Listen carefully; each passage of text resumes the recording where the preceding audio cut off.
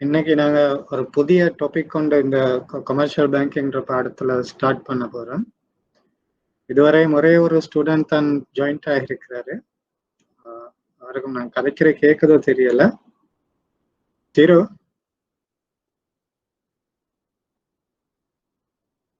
So இன்னைக்கு நாங்க கதைக்க போற இந்த தலைப்பு வந்து வங்கி தொழிலின் பரிணாமம். இந்த வங்கி தொழில் அல்லது பேங்கிங் என்ற இந்த வங்கித்துறை எவ்வாறு பரிணாமம் அடைந்தது, அதை பத்தி தான் நாங்க இன்னைக்கு கதைக்க போறோம். இப்போ வங்கியின் வரலாறு என்று பார்த்தீங்கன்னா அது பணத்தின் வரலாற்றோடு நெருக்கமாக தொடர்புடையது. பணம் இல்லாமல் வங்கி தொழிலை எங்களால செய்ய முடியாது. ஆனாலும் வங்கின்றது பணத்தை கண்டுபிடிக்கிறதுக்கு முதல்லவே ஆரம்பிக்கப்பட்டதாக கருதப்படுகின்றது. இப்ப இன்றைய காலத்துல பணம் இல்லாமல் வங்கி தொழில் அல்லது வங்கி நடவடிக்கைகள் மேற்கொள்ளப்பட முடியாது என்றாலும் ஆரம்ப காலத்துல பணத்தை கண்டுபிடிக்கிறதுக்கு முன்னரே ஏதோ ஒரு வகையில வங்கி தொழிற்பாடு நடைபெற்றிருக்கின்றது என்று கருதப்படுகின்றது. ஆரம்ப காலத்துல பணம் கண்டுபிடிக்கிறதுக்கு முதல்ல வைப்புகளாக தானியங்கள், கால்நடைகள், விவசாய கருவிகள் மற்றும் விலை மதிப்பற்ற உலோகங்கள், தங்கம், வெள்ளி, பித்தளை, அது போன்ற உலோகங்களை தான் ஆரம்பத்துல மக்கள் ஒரு நிறுவனத்திடம் கொண்டு போய் அல்லது ஒரு வங்கி போன்ற ஒரு அமைப்பிடம் கொண்டு போயிட்டு சேமிச்சாங்க. ஏன் வீட்டுல வச்சு கொள்றதுக்கு இயலாது, ஒன்ற இடப்பாடு இல்லை அல்லது கல்வர் பயம், அது போன்ற காரணங்களால ஆரம்ப காலத்துல ஒரு குறிப்பிட்ட ஒரு நிறுவனம் ஒன்று அமைக்கப்பட்டு, அது ஒரு வங்கி போன்ற ஒரு நிறுவனம் அமைக்கப்பட்டு அந்த நிறுவனத்துல அவங்களோட சொத்துக்கள், அன்றைய காலத்துல காணப்பட்ட சொத்துக்கள், தானியங்கள், கால்நடைகள், விவசாய கருவி மற்றும் விலை மதிப்பற்ற உலோகங்கள், தங்கம், வெள்ளி போன்ற உலோகங்கள் அந்த நிறுவனத்துல அந்த மக்கள் வைப்பு செய்தார்கள். அப்ப அதுவும் ஒரு விதமான வங்கி தொழிற்பாடாகத்தான் கருதப்பட்டது. அதே நேரம் கோவில்கள், அரண்மனைகள்லையும் தங்கத்தை சேமித்து பாதுகாப்பாக வைக்கப்பட்டன. அப்ப அந்த கோவில்கள் கூட கிட்டத்தட்ட ஒரு வங்கியுடைய தொழிற்பாட்டை தான் அன்றைய காலத்துல மேற்கொண்டன. கோவில்களும் அரண்மனைகளும் தேர்ந்தெடுக்கப்படுவதற்கு முக்கிய காரணம் அது வந்து திருடர்கள் எப்படியும் கோவில் அல்லது சமயஸ்தலங்கள்ல போயிட்டு களவெடுக்கிறதுக்கு ஒரு முட்டுக்கட்டாக காணப்பட்டது. அது ஒரு பாதுகாப்பான இடமாக காணப்பட்டது.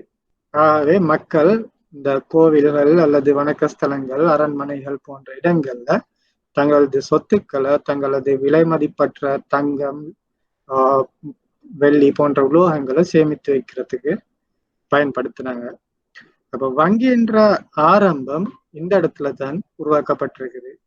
பணம் கண்டுபிடிக்கப்பட முதல்லவே வங்கி தொழிற்பாடு வேறொரு அமைப்புல, வேறொரு நிறுவன அமைப்புல, வேறொரு கொடுக்கல் வாங்கல் முறை அமைப்புல ஆரம்பிக்கப்பட்டதாக கருதப்படுகின்றது. அதற்கு பின்னால வங்கி தொழில் மேலும் முன்னேற்றம் அடைந்து சில பரிமாணங்களை கடந்து வந்திருக்கின்றது. அதுல முதலாவது வங்கி ஒரு முறையான வங்கி தொழிற்பாடு பாபிலோனின் காலத்துலதான் உருவாக்கப்பட்டது. அதற்கு பிறகு எகிப்திய காலம், இடைக்கால இத்தாலிய காலம், லண்டன் பொற்கொள்ளர்கள் கோல்ட்ஸ்மித்ஸ், அடுத்தது அதுக்கு பின்னர கோல்ட் ஸ்டாண்டர்ட், கடைசியாக காகித நாணயம் அல்லது வங்கி நாணயம் என்ற அடிப்படையில இந்த பணத்தை அடிப்படையாக கொண்டு இந்த வங்கி தொழில் பரிமாணம் அடைந்தது.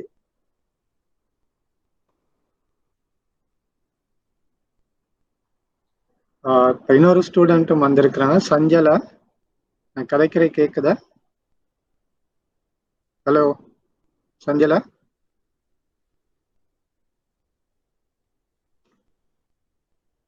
ஓகே, நான் நினைக்கிறேன் நான் கதைக்கிற கேக்குதுன்னு நினைக்கிறேன் உங்களுக்கு. ஆனால் ரிப்ளை ஒன்றை காணும். அட்லீஸ்ட் ஒரு மெசேஜ் வந்தாலும் அனுப்புங்க, அப்போ எனக்கு தெரியும் நீங்கள் இதில் ஜாயின் பண்ணியிருக்கிறீங்க. நான் கதைக்கிற கேக்குதுன்றதும் எனக்கு விளங்கி கொள்ளலாம். ரைட், சஞ்சலா அனுப்பியிருக்கிறாங்க கதைக்கிற கேக்குதுண்டு. ஓகே, ஸோ இன்னையோட தலையங்க வங்கி தொழில் எப்படி பரிமாணம் அடைந்ததுன்றது.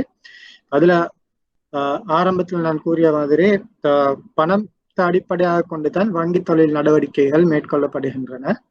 ஆனாலும் அதுக்கு பழைய காலங்கள்ல பணம் கண்டுபிடிக்கப்பட்டதுக்கு முன்னராகவே ஒரு வேறு விதமான வங்கி தொழில்பாடு ஒன்று ஆரம்பிக்கப்பட்டிருந்தது. அது படிப்படியாக பரிணாமம் அடைந்து பணத்தை அடிப்படையாக கொண்ட அல்லது கொடுக்கல் வாங்கல் சாதனம் ஒன்றை அடிப்படையாக கொண்ட வங்கி தொழிற்பாடு பாபிலோனிய காலத்தில் ஆரம்பிக்கப்பட்டது. அதற்கு பின்னர் எகிப்திய காலம், இத்தாலிய காலம், லண்டன் கோல்ட்ஸ்மித்ஸ் பொற்கொள்ளர்கள் என்ற காலம் அதுவரைக்கும் அது தொடரப்பட்டது. அதுக்கு பின்னர் ஒரு பண வெளியீடு அடிப்படையாக கொண்டு வங்கி தொழில்கள் மேற்கொள்ளப்பட்டன, வங்கி நடைமுறைகள். அதுல முதலாவது கோல்ட் ஸ்டாண்டர்ட் அடிப்படையில பணம் அச்சிடப்பட்டு அதன் மூலம் வங்கி தொழிற்பாடு மேற்கொள்ளப்பட்டது. அதுக்கு பிறகு தற்போதைய வங்கி தொழிற்பாடுகள் காகித நாணயங்கள் அல்லது வங்கி நாணயங்கள் அடிப்படையாக கொண்டுதான் மேற்கொள்ளப்படுகின்றன. பாபிலோனிய காலம் 18ஆம் நூற்றாண்டு கிறிஸ்துக்கு பின் 18ஆம் கிறிஸ்துக்கு முன் 18ஆம் நூற்றாண்டு அளவுல தான் ஆரம்பிக்கப்பட்டிருக்குது. இந்த வங்கி முறைமையில இந்த வங்கி தொழிற்பாடுகள்ல அரசியல் மற்றும் பொருளாதார மையமாக கோவில்கள் காணப்பட்டன. அந்த கோவில்கள்ல தான் மக்கள் தங்களுடைய தானியங்கள், பிராணிகள் மற்றும் ஏனைய பொருட்களை வைப்பு செய்தார்கள். கோவில் தான் ஒரு பாதுகாப்பான இடமாக காணப்பட்டது. அந்த பாபிலோனிய காலத்துல 282 ஸ்டாண்டர்ட்ஸ், அதாவது ரூல்ஸ் அறிமுகப்படுத்தப்பட்டது. ஹமுராபின்றவர் தான் அதை அறிமுகப்படுத்தியிருந்தாரு. வியாபார அல்லது வங்கி தொழில் நடவடிக்கைகள், பேங்கிங் டிரான்சாக்சன் அல்லது வங்கி தொழில் நடவடிக்கைகள் இந்த 282 ரூல்ஸ்களின் அடிப்படையில தான் மேற்கொள்ளப்பட்டது, நியமங்களின் அடிப்படையில மேற்கொள்ளப்பட்டது. ஆனா பாபிலோனிய காலத்துல வட்டி அறவிடப்படவில்லை. கடன் கொடுத்தா அதுக்கு வட்டி அறவிடப்படவில்லை. முதல், அதாவது கேபிட்டல் மட்டும்தான் திரும்ப செலுத்தப்பட்டது. கொடுக்கப்பட்ட கடன் முதல் மற்றும் மீள செலுத்தப்பட்டது. கடனுக்காக எந்த விதமான வட்டியும் அறவிடப்படவில்லை. அதே நேரம் கடன்கள் பெருமளவில் ரத்து செய்யப்பட்டது. கடன் கொடுக்க முடியாமல் போன அந்த கடன்கள் ரத்து செய்யப்பட்டது. இப்போ மேலே தெரியும், பேங்க்ல கடன் கொடுத்து அதை மீள பெற்றுக்கொள்ளப்பட முடியாத விடத்துல அதை ரைட் ஆஃப் சொல்லுவோம், ரைட் ஆஃப் செய்வாங்க, ரத்து செய்வாங்க. அப்ப அந்த காலத்திலையும் கடன்கள் வழங்கப்பட்டன. பொதுவாக பணமாக கடன்கள் வழங்கப்படவில்லை, மாறாக தானியங்களாகவும் அல்லது பிற வைப்பு பொருட்கள், அன்றைய காலகட்டத்துல பாவிக்கப்பட்ட பண்டங்களை கொண்டுதான் கடன் வழங்கப்பட்டது. அந்த கடன்களுக்கு வட்டி அறவிடப்படவில்லை. முக்கியமான காரணம், அந்த காலத்துல பணப்புழக்கத்துல இருக்கல்ல, அதனால அவங்க வட்டிகள் அறவிடவில்லை. அதே நேரம் கடன் திருப்ப செலுத்த முடியாத இடத்துல அந்த கடன்கள் ரத்து செய்யும் ஒரு பாரம்பரியம் தான் காணப்பட்டது. அதற்கு பிறகு எகிப்திய காலத்துல தானிய அறுவடைய மையமாக கொண்டுதான் இந்த களஞ்சியப்படுத்தல் அல்லது வங்கி தொழில் முறை ஏற்படுத்தப்பட்டது. எகிப்தில அரசாங்கத்தாலே பல களஞ்சியங்கள் உருவாக்கப்பட்ட அந்த களஞ்சியங்கள் தான் வங்கிகளின் தொழிற்பாடு அல்லது வங்கிகளை போல தொழிற்பட்டது. அதே நேரம் அங்க எழுதப்பட்ட கட்டளைகள் வங்கி நடவடிக்கைக்காக பயன்படுத்தப்பட்டது. அப்ப ஒரு தானியத்தை வைப்பு செய்தாலும் அல்லது அதை மீள பெற்றாலும் அல்லது அதற்கு கடன்கள் வழங்கப்பட்டாலும் அது எழுத்து மூலமான ஒரு கட்டளையின் அடிப்படையில தான் மேற்கொள்ளப்பட்டது. எல்லா நடவடிக்கைகளும் எழுத்து மூலமாக பதியப்பட்டு மேற்கொள்ளப்பட்டது. அதற்கு பிறகு இத்தாலிய நகரங்கள், இது கிறிஸ்துக்கு பின் 13ஆம் நூற்றாண்டு அளவுல லோரன்ஸ், வெனிஸ், ஜெனீவோ போன்ற வர்த்தக குடும்பங்கள், இது ஒரு வர்த்தக பிசினஸ் ஃபேமிலிஸ், அந்த நாட்டுல அந்த நேரத்துல காணப்பட்ட வர்த்தக குடும்பங்கள் வங்கி நடவடிக்கைகளை மேற்கொண்டார்கள். அவர்கள் இளவரசர்களுக்கும் ஏனைய வணிகர்களுக்கும் கடன்களை வழங்கினார்கள். அப்ப அவர்கள் கடன்களாக பயன்படுத்தியது, வழங்கியது இந்த இத்தாலிய நகரங்கள்ல பணம் தான் கடன்கள் வழங்குவதற்கு பயன்படுத்தப்பட்டது அல்லது வைப்புகளை ஏற்றுக்கொள்வதற்கு பயன்படுத்தப்பட்டது. ஆனா இது ஏற்கனவே நாங்க சொன்னோம், கோவில்கள் அல்லது அரச நிறுவனங்கள் தான் வங்கிகள் போல தொழிற்பட்டன. ஆனா இந்த இத்தாலிய நாகரிக காலத்துல பெரிய பெரிய வர்த்தக குடும்பங்கள், பிசினஸ் ஃபேமிலிஸ், அவங்க தான் மற்றவங்களுக்கு கடன் கொடுத்தது, மற்றவங்களுக்கு சேமிப்புகளை வச்சிருந்தது. அப்ப அந்த பிசினஸ் ஃபேமிலி தான் ஒரு பேங்க் மாதிரி தொழிற்பட்டது. அப்ப இவர்கள் முதல் முறையாக பணம் பரிமாற்றத்தை அறிமுகப்படுத்தினார்கள். இது அறிமுகப்படுத்துறது வந்து ஜியோவானி மெசிடின்றவர் தான் இந்த பணப்பரிமாற்ற முறையை இத்தாலிய நாகரிகத்துல முதலாவது அறிமுகப்படுத்தினாரு. அதே நேரம் பணம் பாவனைக்கு வந்தவுடன் அந்த கொடுக்கப்பட்ட அல்லது வைப்பு செய்ய கொடுக்கப்பட்ட கடன்களுக்கு வட்டி அறவிடும் முறையும் அறிமுகப்படுத்தப்பட்டது. வட்டி அறிமுகமும் முதலாவதாக இத்தாலிய நாகரிகத்தில் தான் அறிமுகப்படுத்தப்பட்டிருக்குது. அதற்கு பின்னராக லண்டன், இங்கிலாந்துல உள்ள பொற்கொள்ளர்கள், கோல்ட்ஸ்மித்ஸ் என்று சொல்றது, அவர்கள் இந்த இத்தாலிய வங்கி முறைய இன்னும் மேம்படுத்தி அந்த தொழில்நுட்பம் அல்ல அந்த இத்தாலியில காணப்பட்ட வங்கியியல் தொழிற்பாடு நுட்பங்களை மேலும் மேம்படுத்தி இந்த பொற்கொள்ளர்கள் வங்கி தொழிலை மேற்கொண்டார்கள். இவர்கள்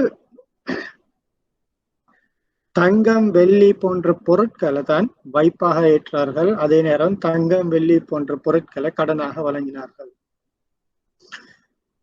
இவைகளை பாதுகாப்பாக சேர்த்து வைக்கிறதுக்கு அந்த கோல்ட்ஸ்மித் பொற்கொள்ளர்களிடம் பாதுகாப்பு அறைகள், சாதனங்கள் காணப்பட்டன. அதனால பொதுமக்கள் அந்த தங்களிடமிருந்த விலை மதிப்பற்ற உலோகங்கள், தங்கம், வெள்ளி போன்ற உலோகங்களை இந்த பொற்கொள்ளரிடம் பாதுகாப்பாக கொண்டு போய் சேமிக்க தொடங்கினாங்க. அப்போ ஒவ்வொரு டிரான்சாக்ஷன், ஒவ்வொரு நடவடிக்கைக்கும் அந்த பொற்கொள்ளர்கள், கோல்ட்ஸ்மித்ஸ் ஒரு ரிசீட்டை கொடுத்தாங்க, ரிசீட் வந்து கொடுத்தாங்க. முதலாவது பேங்கிங், இப்ப நான் தெரியும், நாங்க இப்ப போயிட்டு பேங்க்ல டிபாசிட் ஒன்று பண்ணுனா எங்களுக்கு டிபாசிட் ஸ்லிப்ஸ்ல காப்பி ஒன்று கிடைக்கும். வைப்பு செய்யற நேரம் ஒரு ஃபார்ம் ஒன்று ஃபில் பண்ணுவோம். அப்ப அதுல கொடுத்தோன்னே அதுல ஒரு காப்பி வந்து எங்களுக்கு கிடைக்கும். அப்ப அது ஒரு ரிசீட். இப்ப வங்கியல் முறையில முதலாவதாக ஒரு ரிசீட் வழங்கும் ஒரு நுட்பத்தை அறிமுகப்படுத்தியது இந்த கோல்ட்ஸ்மித்ஸ் என்று சொல்லக்கூடிய மக்கள். இது இடைக்கால ஐரோப்பால தான் இந்த முறை அபிவிருத்தி அடைந்து காணப்பட்டது. மக்கள் தங்களிடம் இருக்கின்ற தங்க நாணயங்களை, அந்த காலத்துல எங்களுக்கு தெரியும் தங்கத்தால தான் அல்லது வெள்ளியால தான் நாணயங்கள் அச்சிடப்பட்டிருந்தன, தாள் நாணயங்கள் காணப்படவில்லை. ஆகவே அந்த தங்க நாணயங்கள் அல்லது வெள்ளி நாணயங்களை வீட்டுல வச்சு கொள்றதுக்கும் பயம், கலர் திருட்டு போகலாம். ஆகவே இந்த கோல்ட்ஸ்மித்களிடம் அதுக்கு தேவையான பாதுகாப்பு வைப்பகங்கள் அல்லது சேஃப்டி லாக்கர்ஸ் மாதிரி காணப்பட்டது. ஆகவே பொதுமக்கள் அந்த கோல்ட்ஸ்மித்ஸ்கள்ட்ட கொண்டு போயிட்டு அவங்களோட தங்க வெள்ளி நாணயங்களை சேமித்தாங்க. அப்ப அந்த ஒவ்வொருவரும் கொண்டு போயிட்டு டிபாசிட் செய்யற நேரம் அல்லது வித்ட்ரோவல் சல்லிய மீள பெற நேரம் இந்த கோல்ட்ஸ்மித்ஸ் அவங்களுக்கு ஒரு ரெசிப்ட் ஒன்றையும் கொடுத்தாங்க. ஆனா காலப்போக்குல இந்த கோல்ட்ஸ்மித்ஸ் அவங்க விலை கொண்டாங்க என்னன்னு சொன்ன, இந்த தங்க நாணயத்தை கொடுக்கல் வாங்கல் செய்யறது கஷ்டம். நான் உதாரணத்துக்கு சொல்ல, எனக்கு 1000 தங்க நாணயம் இருந்துங்க. அந்த தங்க நாணயத்தை நான் கொண்டு போய் கோல்ட்ஸ்மித் கிட்ட வைப்பு செஞ்சதுக்கு பிறகு எனக்கு அடிக்கடி தேவைப்படுற நேரம் அந்த நாணயங்களை எடுக்கிறது, திரும்ப மீள வைக்கிறது, அது வந்து ஒரு கஷ்டமாக காணப்பட்டது. ஆகவே இந்த கோல்ட்ஸ்மித்ஸ் வந்து என்ன செஞ்சாங்கன்னு சொன்னா, அந்த தங்கத்துக்கு பதிலாக ரிசிப்ட் ஒன்று வழங்கினாங்க.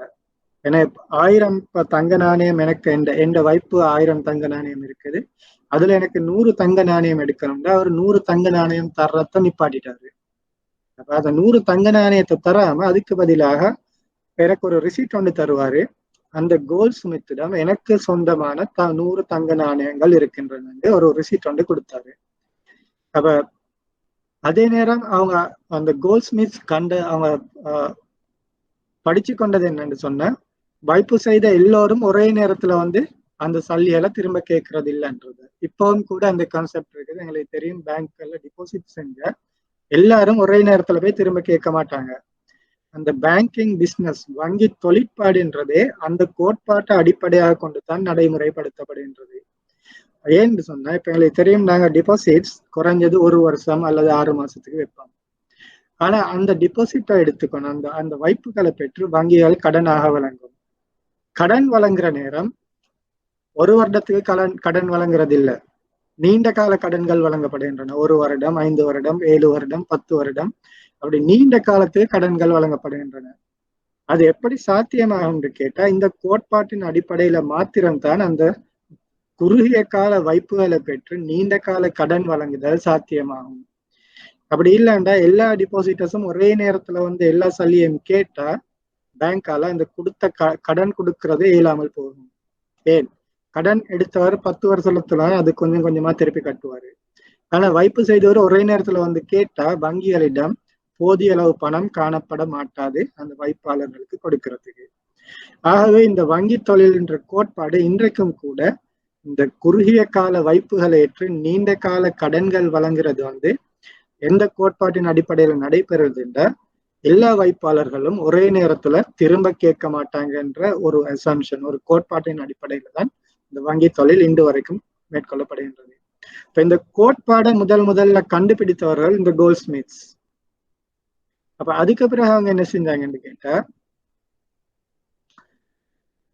அவர்களோட பாதுகாப்புல இருக்கிற தங்க நாணயங்களை கடனா கொடுக்க தொடங்கினாங்க.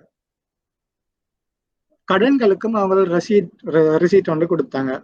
அப்ப டிபாசிட் எடுக்கிற நேரமும் ரிசீட் ஒன்று கொடுப்பாங்க, அதை வேற யாருக்காவது கடன் கொடுக்கிற நேரமும் ரிசீட் ஒன்று கொடுப்பாங்க. காலப்போக்குல இந்த பண கொடுக்கல் வாங்கல்கள், அதாவது பிசிக்கல் டிரான்சாக்சன் என்று சொல்றது, அது மேற்கொள்ளப்படாமல் இந்த இந்த கோல்ட்ஸ்மித்ஸால கொடுக்கக்கூடிய ரிசீட்களை மாத்திரமே கொடுக்கல் வாங்கலுக்கு பயன்படுத்தினார்கள். அப்ப அதன் அடிப்படையில தான் பிற்காலத்துல செக் அறிமுகப்படுத்தப்பட்டது. யாரும் பணத்தை கொடுக்கல் வாங்கலுக்குமே பாவிக்கவில்லை, அதற்கு பதிலாக செக்கை தான் பாவிச்சாங்க. இப்ப இன்னைக்கு எடுத்துக்கொண்டா எங்களோட டெபிட் கார்டு, கிரெடிட் கார்டு போன்றதும் இந்த இந்த கோல்ட்ஸ்மித்ஸ் இந்த கோட்பாட்டின் அடிப்படையில தான் உருவாக்கப்பட்டது. பிசிக்கல் கரன்சியை வந்து நாங்க இப்ப பாவனைக்கு பயன்படுத்துறது குறைவு. உங்களுக்கு தெரியும், அபிவிருத்தி அடைந்த நாடுகள்ல பிசிக்கல் கரன்சி, அதாவது பௌதிக நாணயங்கள் பயன்படுத்தப்படுவதே இல்லை. கடையிலே போனாலும் அவங்க ஒரு கார்டு, ஒரு பேமெண்ட் கார்டு, பஸ் டிக்கெட்டும் பேமெண்ட் கார்டு, எல்லா நடவடிக்கை, எல்லா கொடுக்கல் வாங்கல்களும் பணத்திற்கு பதிலான மாற்று ஊடகங்கள் அல்லது இப்போ பரிமாற்று ஊடகங்கள் மூலம்தான் மேற்கொள்ளப்படுகின்றன. ஆனா இலங்கையை பொறுத்தவரையில இன்னும் பணப்புழக்கம் காணப்பட்டாலும் கடந்த 10-15 வருடங்களோட ஒப்பிட்ட நேரம் எங்களோட நாட்டிலையும் இந்த கார்டு பேமெண்ட் சிஸ்டம் கூடுதலாக பாவனைக்கு வந்திருக்கின்றது. சோ இந்த கோட்பாடு முதல் அறிமுகப்படுத்தினது இந்த கோல்ட்ஸ்மித்ஸ் தான். அவ இன்னொன்று எங்களுக்கு தெரியும், வங்கியல் மூலம் பண உருவாக்கம் மேற்கொள்ளப்படுகின்றது, மணி கிரியேஷன். அதுவும் கூட அந்த கன்செப்ட் கூட அறிமுகப்படுத்தப்பட்டது இந்த கோல்ட்ஸ்மித்ஸ் தான். ஏன், அவங்களோட டிபாசிட்ஸ் உண்மையிலேயே பிசிக்கலா இருக்கக்கூடிய தங்க நாணயங்களை விட அந்த கோல்ட்ஸ்மித்ஸால வழங்கப்பட்ட ரிசீட்களின் எண்ணிக்கை அதிகமாக காணப்பட்டது. அவர்கள் அந்த தங்களுடைய இருக்கக்கூடிய இருப்பு நாணயங்கள், அதாவது இருக்கக்கூடிய ஸ்டாக்ஸ் நாணயத்தை அடிப்படையாக கொண்டு பல்மடங்கு அதிகமான ரிசீட்களை வழங்கியதன் மூலம் அவர்கள் அந்த காலத்துல பண உருவாக்கத்தை மேற்கொண்டார்கள். அதே கோட்பாட்டின் அடிப்படையில தான் இன்றைக்கும் கூட வங்கிகளால பண உருவாக்கம் மேற்கொள்ளப்படுகின்றது.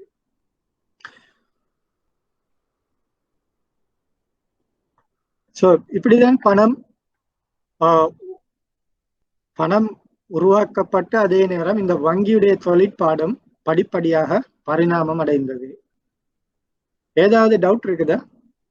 கிளாரிபிகேஷன்ஸ் ஏதாவது தேவையா? இன்னைக்கு யாருமே கதைக்கிற மாதிரி இல்ல. ஏன்?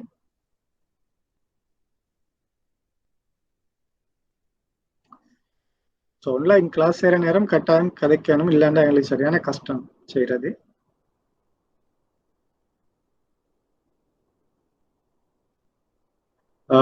அப்படி இல்லைன்னா அட்லீஸ்ட் மெசேஜ் ஒன்றாலும் அனுப்புங்க. அப்போ ஒரு இன்டராக்ஷன் வந்து கட்டாயம் தேவை.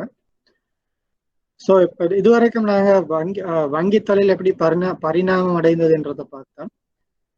எங்களுக்கு தெரியும், இன்றைய காலகட்டத்துல வங்கி தொழில் அல்லது வங்கி கொடுக்கல் வாங்கலுக்கு மிக முக்கியம் காணப்படுறது பணம். இப்போ வங்கி தொழிலை பற்றி படிக்கிறதுக்கு முதல்ல பணம்ன்றது என்னன்றதையும் நாங்கள் கொஞ்சம் தெரிஞ்சிருக்க வேண்டும். அதுல முக்கியமாக பணத்தின் தோற்றம் எவ்வாறு ஆரம்பிக்கப்பட்டது என்று தெரிஞ்சிருக்கணும். நான் இது வந்து நீங்க இப்போ ஏ லெவல்ல கொமர்ஸ் செஞ்சிருந்தீங்கன்னா உங்களுக்கு நீங்க அதுல படிச்சிருப்பீங்க. அதனால நான் இன்டீட்டெயிலா இதை நான் கவர் பண்ண இன்டீட்டெயிலா இதை பத்தி நான் கதைக்க போறது இல்லை. ஆனாலும் ஒரு இன்ட்ரடக்ஷன் மாதிரி. ஏன் இந்த சப்ஜெக்டோட பணம் கட்டாயம் தொடர்பு பட்டிருக்குது, வங்கித்துறை அல்லது வங்கி நடவடிக்கைகளோட பணம் கட்டாயம் தொடர்பு பட்டிருக்கின்றது. அதனால ஒரு இன்ட்ரடக்ஷன் மாதிரி தான் செய்யறோம். அப்ப பணத்தின் தோற்றம் எங்களுக்கு தெரியும். ஆரம்ப காலத்துல பணமாக தானியங்கள் பயன்படுத்தப்பட்டன. அதுக்கு பிறகு வேற வேற பொருட்கள் பயன்படுத்தப்பட்டது. அதற்கு எங்களுக்கு தெரியும் இந்த மட்பாண்டங்கள் அல்லது மற்ற அதுல சிதைவுகள், பற்கள், மிருகங்களின் பல், வேற எலும்புகள், அது போன்ற பல விதமான பொருட்கள் பணமாக பயன்படுத்தப்பட்டது. அதற்கு பின்னால் நாணயம் அச்சிடப்பட்டது, அல்லது தங்க நாணயம், தங்கம், பித்தளை, வெள்ளி போன்ற உலோகங்களை பயன்படுத்தி நாணயங்கள் அச்சிடப்பட்டன. அதனை தொடர்ந்து அதுக்கு பின்னால எனக்கு தெரியும் இந்த கோல்ட்ஸ்மித் வருகைக்கு பின்னர் காகித நாணயம், ஒரு ரிசிட்ன்ற வடிவத்துல காகித நாணயம் பயன்படுத்தப்பட்டது வங்கி கொடுக்கல் வாங்கலுக்காக.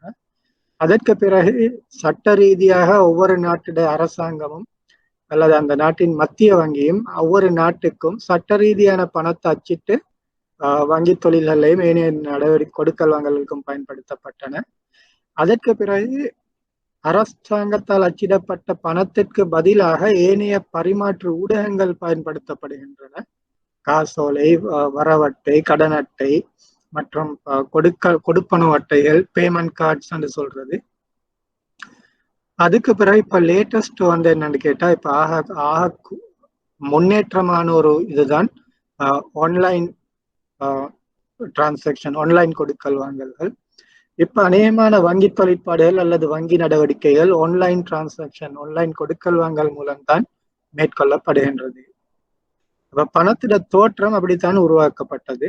ஆரம்பத்துல மிருகங்கள், தானியங்கள்ல இருந்து பிறகு அச்சிடப்பட்ட உலோக நாணயங்களாக வந்து அதற்கு பின்னர் காகித நாணயங்களாக தோற்றமடைந்து அதற்கு பின்னர் சட்ட ரீதியான பணமாக மாற்றம் அடைந்து இப்போதைக்கு அது ஆன்லைன் பணம் அல்லது கொடுக்கல் வாங்கலுக்கு ஆன்லைன் மூலமாக மேற்கொள்ளப்படுகின்றது. பணம் அடுத்தது வந்து பணத்தின் தேவை. ஏன் பணம் தேவை எங்களுக்கு தெரியும். பாட்டர் சிஸ்டத்துல பாட்டர் சிஸ்டம் ஒரு பாட்டா முறைமை என்ற ஒரு ஆரம்ப காலத்துல காணப்பட்டது. கொடுக்கல் வாங்கல்களுக்கு பண்டங்கள் தான் பரிமாற்ற ஊடகமாக பயன்படுத்தப்பட்டன. எங்களுக்கு தெரியும் அந்த பாட்டர் சிஸ்டத்துல காணப்பட்ட குறைபாடுகள் என்னென்று. அது பிரிக்க முடியாமல் இருந்தது, தேவைகளை ஒப்பிட முடியாமல் இருந்தது, சேமித்து வைக்க முடியாமல் இருந்தது, சேமிக்கிறதுக்கு நிறைய இடங்கள் தேவை, அழிவடையக்கூடிய தன்மை காணப்பட்டது. அப்படி நிறைய குறைபாடுகள் அந்த பாட்டர் சிஸ்டத்துல காணப்பட்டது. ஆகவே பணம் என்ற ஒரு பொதுவான எல்லோராலும் ஏற்றுக்கொள்ளப்படக்கூடிய, சேமித்து வைக்க முடியுமா கூடிய, அழிவடையாத ஒரு ஊடகம் ஒன்று தேவைப்பட்டது. அதுதான் பணத்தின் தேவைக்கான முக்கிய காரணம் காணப்பட்டது. பாட்டர் சிஸ்டத்துல காணப்பட்ட குறைபாடுகள் தான் பணத்தின் தோற்றத்துக்கும் அவற்றின் தேவைக்கும் முக்கிய காரணமாக அமைந்தது. அதே நேரம் பணம் ஒரு பரிமாற்று ஊடகமாக, எல்லோராலும் ஏற்றுக்கொள்ளப்பட்ட பரிமாற்று ஊடகமாக பயன்படுத்தப்பட்டது. அதுலயுமே எங்களுக்கு தெரியும் சட்ட ரீதியான பணம் காணப்படுகின்றன, சட்ட ரீதி அற்ற பணங்களும் காணப்படுகின்றன. சட்ட ரீதியான பணம் வந்து ஒவ்வொரு நாட்டிட மத்திய வங்கியாலையும் பரிமாற்று ஊடகமாக பயன்படுத்துவதற்கு வெளியிடப்படக்கூடிய நாணயங்கள் அல்லது பணம். ஒரு நாட்டுல ஒரு மத்திய வங்கி தான் இருக்கும். அதுல சட்ட ரீதியான பணங்கள் வந்து அச்சிட்டு பரிமாற்று ஊடகமாக அந்த நாட்டுல புழக்கத்துக்கு விடுவாங்க. ஆனா அதே நேரம் எல்லா நாட்டிலையுமே சட்ட ரீதியற்ற பணங்களும் காணப்படுகின்றன. சட்ட ரீதியற்ற பணங்களுக்கு உதாரணம் ஏதாவது சொல்லலுமா? சட்ட ரீதி ஒரு நாட்டுல காணப்படக்கூடிய சட்ட ரீதியற்ற பணங்கள் கொடுக்கல் வாங்கலுக்கு பயன்படுத்தப்படுகின்றது. உதாரணத்துக்கு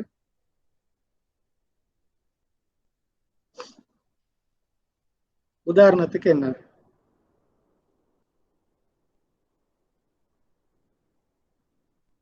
ஹலோ, ஏன் இன்னைக்கு ஒருத்தரும் கதைக்கிற மாதிரி இல்ல? ஓ, பிளாக் மணி. பிளாக் மணி என்றது என்னது? உதாரணம். கள்ளப்பணம்ன்ற வந்து களவுல அச்சடிக்கிற பணம் இல்ல, அது கொடுக்கல் வாங்கலை பயன்படுத்துறது இல்லை. ஆனா இது வந்து கொடுக்கல் வாங்கலை பயன்படுத்த முடியும். சட்ட ரீதியான பணம் இல்லை, மத்திய வங்கியால வெளியிடப்படாத பணம். சிலாக்கள் வீட்டிலே காசு அச்சடிப்பாங்க, அது இல்ல. சரியா, அது வந்து பிளாக் மணியோ அல்லது கள்ளப்பணம், அது வீட்டுல அச்சடிக்கிற பணம், அது இல்லை. ஆனா கொடுக்கல் வாங்கலுக்கு பயன்படுத்தப்படும் இல்ல மத்திய வங்கியால வெளியிடப்பட்டிருக்க மாட்டா. பிட்காயின், மதுரை சொல்லியிருந்தாங்க. பிட்காயின்றது கொடுக்கல் வாங்கலுக்கு பயன்படுத்தப்படுகின்றது, குறிப்பிட்ட தரப்பினரால ஏற்றுக்கொள்ளப்படுகின்றது. ஆனா அது நாட்டின் மத்திய வங்கியால வெளியிடப்பட்ட சட்ட ரீதியான பணம் இல்லை. பிட்காயின் வந்து ஒரு சட்ட ரீதியற்ற பணத்துக்கு உதாரணம். இன்னும் சொல்றேன்னா சொல்லலாம், நீங்க கேள்விப்பட்டிருக்கிறீங்களா, உண்டியல் சிஸ்டம் கொடுக்கல் வாங்கலுக்கு பயன்படுத்தப்படுகின்றது. அப்ப அந்த உண்டியல்கள் கூட சட்ட ரீதியற்ற பணமாகத்தான் கொடுக்கல் வாங்கலுக்கு பயன்படுத்தப்படுகின்றது. அப்ப எங்களுக்கு தெரிஞ்சிருக்கணும், சட்ட ரீதியான பணமும் காணப்படுகின்றது, சட்ட ரீதியற்ற பணமும் காணப்படுகின்றன. ரெண்டுமே பரிமாற்று ஊடகமாக மேற்கொள்ளப்படும். அடுத்தது பணத்தின் தொழிற்பாடுகள். நான் போன கிழமையும் கூட இதை பத்தி சொல்லியிருந்தேன். ஒரு பணத்துக்கு 4 விதமான தொழிற்பாடுகள் காணப்படுகின்றன. முக்கியமான தொழிற்பாடு தான் அது பரிமாற்று ஊடகமாக காணப்படும். அதே நேரம் பரிமாற்று ஊடகம் கொடுக்கல் வாங்கலுக்கு பயன்படுத்தக்கூடியதாக காணப்படும். பெருமான அழகாக காணப்படும். ஒரு பொருளின் விலையை நிர்ணயிக்கிறதுக்கு பணம் பயன்படுத்தப்படும். ஒரு கம்ப்யூட்டர் என்றால் 65,000 ரூபாய், ஒரு தண்ணி போத்தல் ஒரு 10 ரூபாய் அல்லது 50 ரூபாய். எந்த ஒரு பொருளினுடைய விலையையும் பணத்தை கொண்டு தீர்மானிக்க முடியும். அப்ப அந்த தொழிற்பாட்டுக்கு சொல்றது பெருமான அழகு. அடுத்தது பெருமான திரட்டாக தொழிற்படும். எதிர்கால தேவைக்காக எங்களுக்கு பணத்தை சேமித்து வைக்கலாம். இப்ப பாட்டர் சிஸ்டத்துல காணப்பட்ட இன்னொரு குறைபாடுதான் பெருமான திரட்டாக சில பொருட்களை பயன்படுத்த முடியாது. உதாரணத்துக்கு ஒரு ஆடு மாடு போன்ற பிராணிகள் தான் அவருடைய சொத்தா இருந்தா எதிர்காலத்துக்காக அவற்றை சேமித்து வைக்க முடியாது. ஏன், ஆடு மாடு செத்து போயிட்டுரும். அதே நேரம் சில தக்காளி போன்ற பொருட்கள், மரக்கறி வகைகள் பழுதாகிரும். அப்ப எதிர்காலத்துக்கு தேவைக்காக சேமிக்க முடியாது.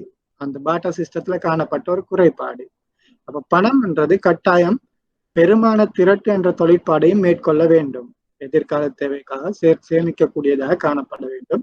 அதே நேரம் பிற்போடப்பட்ட கொடுப்பனவாகவும் அது தொழிற்பட வேண்டும். எப்படி, நாங்க இன்னைக்கு ஒரு பண்டத்தை கொள்வனவு செஞ்சுட்டு அதற்குரிய கொடுப்பனவை எங்களுக்கு ஒரு எதிர்காலத்துல செய்யக்கூடியதா இருக்கு. கடனுக்கு கொடுக்கல் வாங்கல் செய்யக்கூடியதா இருக்குது.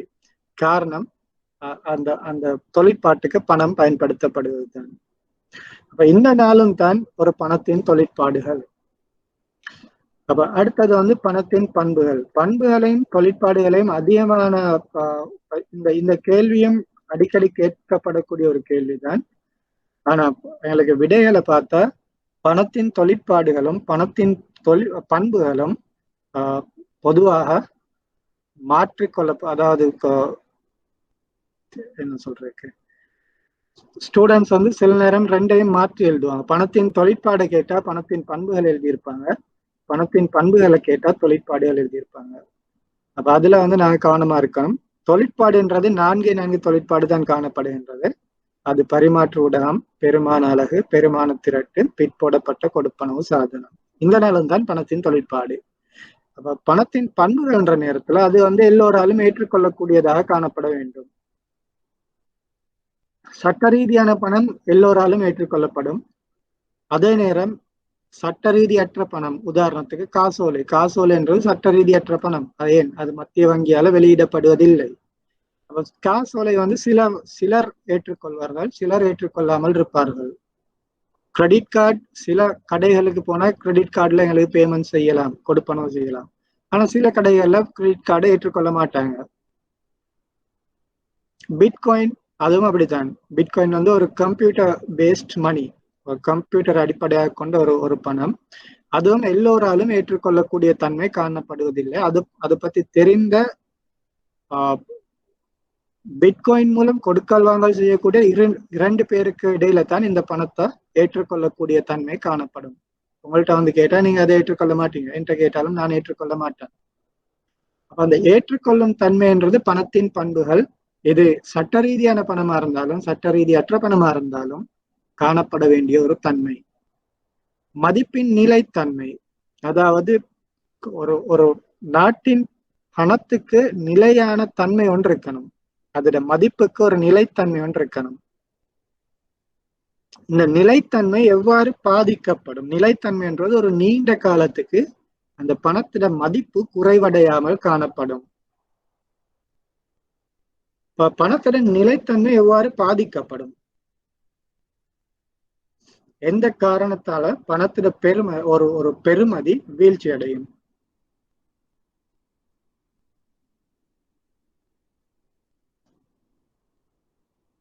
பணவீக்கம். பணவீக்கம் தான் காரணம்.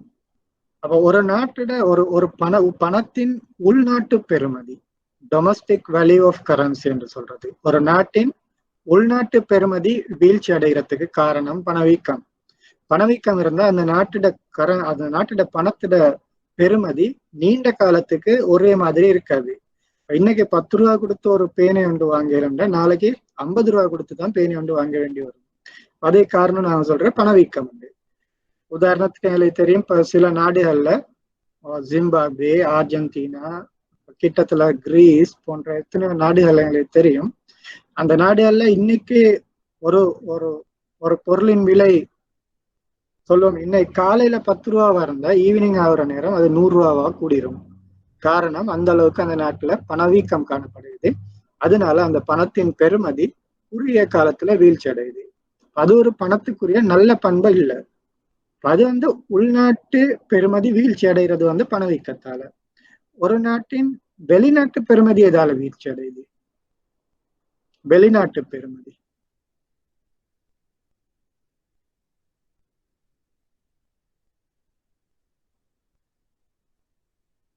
எதால வீழ்ச்சி அடையுது? அதுக்கு காரணம் என்ன? உள்நாட்டு பெருமதி வீழ்ச்சி அடைய காரணம் பணவீக்கம்.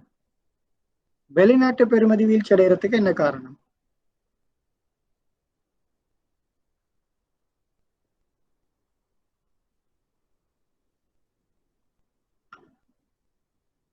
டிப்ரிசியேஷனுக்கு தமிழ்ல என்ன சொல்றேன்? Currency depreciation.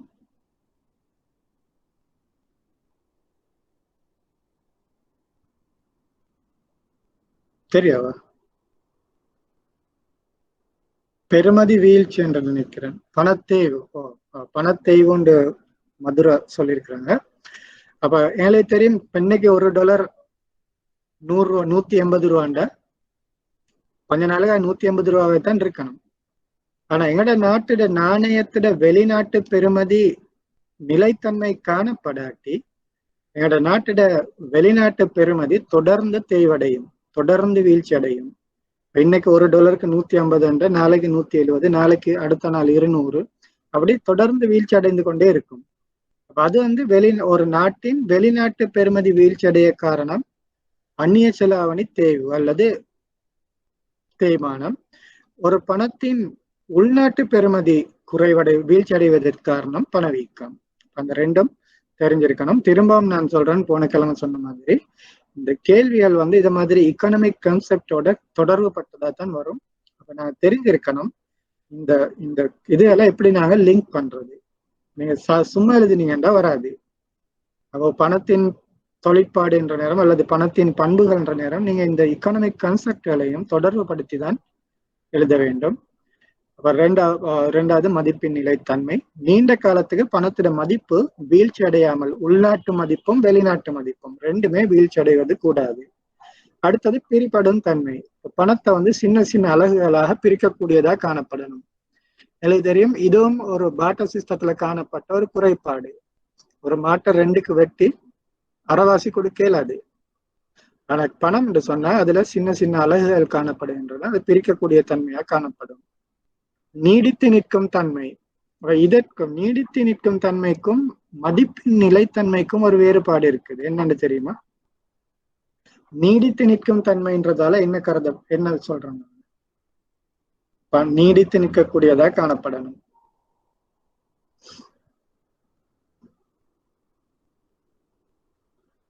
உதாரணத்துக்கு சொல்றேன், மதுரா கேள்வி ஒன்று கேட்டிருக்கிறாங்க, பண தேய்மானம் ஏற்படுவதற்கான காரணம் என்னண்டு. அதுக்கு நிறைய காரணங்கள் இருக்கின்றது. உதாரணத்துக்கு நான் சொன்னேன், பணத்தேய்வு 2 வகையில் ஏற்படுது. ஒரு நாட்டிட பணத்தின் பெறுமதி உள்நாட்டு பெறுமதியிலையும் தேய்வு ஏற்படலாம், வெளிநாட்டு பெறுமதியிலையும் தேய்வு ஏற்படலாம். உள்நாட்டு பெறுமதியை நாங்க எடுத்துக்கொண்ட அதுல தேய்வு ஏற்படுறதுக்கு பிரதான காரணம் பணவீக்கம். பொருட்கள் அல்லது பண்டங்கள் சேவைகளின் தொடர்ச்சியான விலை அதிகரிப்பு, அது ஒரு காரணம். அடுத்தது பண்டங்கள் சேவைகளை உற்பத்தி செய்கிறதற்கான காஸ்ட், கிரைய அதிகரிப்பு இன்னொரு காரணம். அடுத்தது உள்நாட்டுல காணப்படக்கூடிய பண நிரம்பலின் அளவு, உள்நாட்டு பண நிரம்பல் அதிகமாக காணப்படும் போது அதோட பெருமானம் வீழ்ச்சி அடை. எல்லார்ட கையிலையும் சல்லி இருக்கும், சரியா? ஸ்ரீலங்காலையும் அப்படித்தான், எல்லார்ட கையிலையும் சல்லி இருந்துச்சுன்னு சொன்னா பொருட்கள் சேவைகளோட விலைகள் அதிகமா அதிகரிக்கும். அக்காரணம் ஒரு நாட்டுல அளவுக்கு அதிகமான பண நிரம்பல் காணப்படுதல், அதுவும் பெருமதி வீழ்ச்சி அடைகிறதுக்கு ஒரு காரணம். வெளிநாட்டு பெருமதிக்கு அதுக்கும் நிறைய காரணம் இருக்குது. ஒன்று, எங்களோட நாடு இறக்குமதியில தங்கி இருக்கு, அதே நேரம் எங்களுக்கு ஏற்றுமதி வருமானம் இல்லை. எல்லாம் இறக்குமதி செய்யறோம், ஆனா எங்களுக்கு ஏற்றுமதி வருமானம் எதுவும் இல்லை. அதே நேரம் எங்களுக்கு தெரியும், வெளிநாட்டு நாணயம் எங்களோட நாட்டோட மட்டும் தொடர்புபட்டதில்லை, அது இன்னொரு நாடோடையும் தொடர்புபட்டது. உதாரணத்துக்கு அமெரிக்க டாலருக்கு எதிரான இலங்கை ரூபாயின் வீழ்ச்சி என்றது இலங்கையில ஏற்படக்கூடிய காரணங்களால. எங்களோட இம்போர்ட்ஸ் கூட எக்ஸ்போர்ட் இல்லை, எல்லாம் இறக்குமதி செய்யறோம், ஆனா ஏற்றுமதி வருமானம் போதாது. அப்ப அங்க அந்நிய செலாவணிக்கான கேள்வி நிரம்பல்ல தளம்பல் ஏற்படும், அதனால பெருமதி வீழ்ச்சி அடையும். அதே நேரம் அமெரிக்கால ஏதாவது நடக்கும், அமெரிக்க மத்திய வங்கி அந்த நாட்டிட உள்நாட்டு நாணயத்திட பண நிரம்பல் அதிகரித்தா அல்லது அதுக்குரிய வட்டி வீதங்களை மாற்றி அமைத்தா இலங்கை நாட்டிட உள்நாட்டு பெருமானம் தேய்வடையும். காரணம், இலங்கை ரூபான்றது ஒரு ஹார்ட் கரன்சி இல்லை, ஒரு பெருமதி மிக்க நாணயம் இல்லை. ஆனா அமெரிக்கன் டாலர்ன்றது ஒரு ஹார்ட் கரன்சி, ஒரு பெருமதியான நாணயம், உலகளாவிய ரீதியில ஏற்றுக்கொள்ளக்கூடிய நாணயம். அதனால என்னோட ரூபாவுடைய மதிப்பு எப்பவுமே அமெரிக்க டாலர் சார்ந்ததா தான் இருக்க போகுது. எந்தெந்த சந்தர்ப்பத்துல எந்தெந்த காரணத்துக்காக அமெரிக்க டாலர் வீழ்ச்சி அடையுதோ அந்த சந்தர்ப்பத்துல என்னோட நாட்டு நாணயம் வீழ்ச்சி அடையும். இங்க எந்த விதமான தளம்பலும் இல்லாமல் இருக்கலாம், ஆனா அமெரிக்கால நடக்கக்கூடிய ஒவ்வொரு நடவடிக்கையும் எங்களோட நாட்டை பாதிக்கும். அப்ப அதுதான் காரணம்.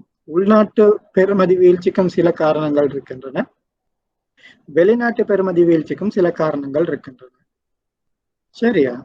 நான் இப்ப கேட்டது என்னன்னு சொன்னா, பணத்தின் நீடித்து நிற்கும் தன்மைன்றது என்னது? ஒரு கேள்வி ஒன்று கேட்கிறேன். ஒரு 10 ரூபாய் குற்றி காயின், 10 ரூபாய் நாணயம் குற்றி நாணயம், அதாவது காயின், அதே நேரம் 10 ரூபாய் தாள் நாணயம் பேப்பர் கரன்சி. இது ரெண்டுலையுமே 10 ரூபாய் நாணயம் ஒன்று இருக்குது, 10 ரூபாய் தாள் நாணயம் ஒன்று இருக்கின்றது. எது கூடுதலான நீடித்து நிற்கும் தன்மையை கொண்டது, காயின் அல்லது பேப்பர் கரன்சியா? மிச்சங்காலத்துக்கு எங்களுக்கு எதை பாவிக்கலும், டேமேஜ் ஆகாம காயின் எங்களுக்கு மிச்சங்காலத்துக்கு பாவிக்கலாம், ஏன் அது அழிவடையாது, கீறப்படாது, கிழிஞ்சு படாது. ஆனா தாள் நாணயம்ன்றது கிழியக்கூடிய தன்மை கொண்டது. ஆனாலும் அந்த தாள் நாணயங்களை பொறுத்தவரையில அதுவும் கூட குறிப்பிட்ட காலத்துக்கு பயன்படுத்தக்கூடியதா இருக்கணும். அப்படி இல்லைன்னா அந்த மத்திய வங்கி சரியான முறையில அந்த நாணயத்தை அச்சிடலன்றதுதான் அர்த்தம். உங்களுக்கு தெரியும், சில நாடுகள்ல பிளாஸ்டிக் பேப்பர் பாவிக்கிறாங்க தாள் நாணயத்தை அச்சிடுறதுக்கு, பிளாஸ்டிக் பேப்பர். காரணம் என்னது? நீடித்து நிற்கக்கூடிய தன்மை அதிகம். ஆனா எங்களோட நாடு, இலங்கை போன்ற நாடுகள்ல பிளாஸ்டிக் பேப்பர் பாவிக்க முடியாது.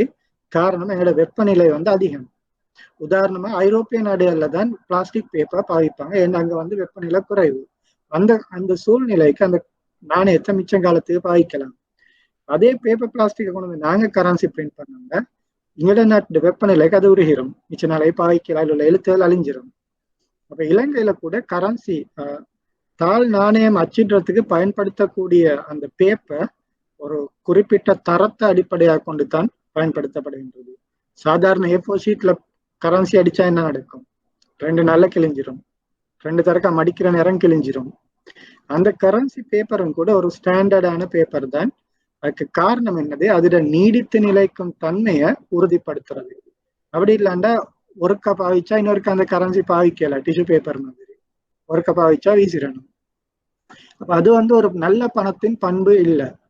ஒரு நல்ல பணமா இருந்தா, ஒரு ஒரு ஒரு ஏற்றுக்கொள்ளப்பட்ட ஒரு நல்ல பணத்தின் பண்பா இருந்தா அது வந்து நீண்ட காலத்துக்கு திரும்ப திரும்ப பயன்படுத்தக்கூடியதா காணப்பட வேண்டும். இலகுவா கொண்டு செல்லும் தன்மை காணப்படல் வேண்டும்.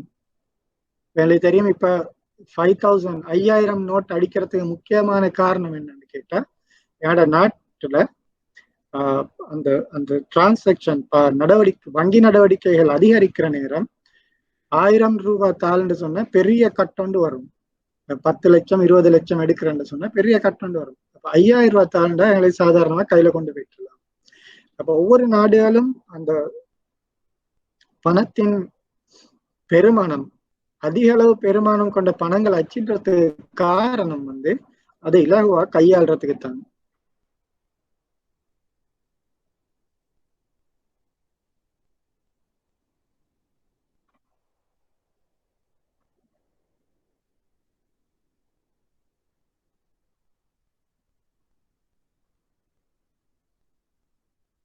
அதை இலகுவா கையாளுறதுக்கு தான் அவங்க வந்து அந்த அதிகமான பெருமானம் கொண்ட நாணயங்களை உருவாக்குறது. பார்ட்டர் சிஸ்டத்துல இதுவும் ஒரு குறைபாடா காணப்பட்டது. ஆடு மாடு வளர்க்கிறவருக்கு அதை எடுத்துக்கொண்டு எல்லா இடத்துக்கும் தெரிய இயலாது, எல்லா இடத்துக்கும் போக இயலாது. மரக்கறி வளர்க்கிறவருக்கு அதை எடுத்துக்கொண்டு எல்லா இடத்துக்கும் போக இயலாது. அதுவும் பார்ட்டர் சிஸ்டத்துல காணப்பட்ட ஒரு குறைபாடு. அந்த பணம் அறிமுகப்படுத்தப்பட்டது அதுவும் ஒரு நோக்கம். ஆகவே பணத்தை பொறுத்தவரையில் அது இலகுவாக கொண்டு செல்லக்கூடிய தன்மையை கொண்டதா இருக்கணும்.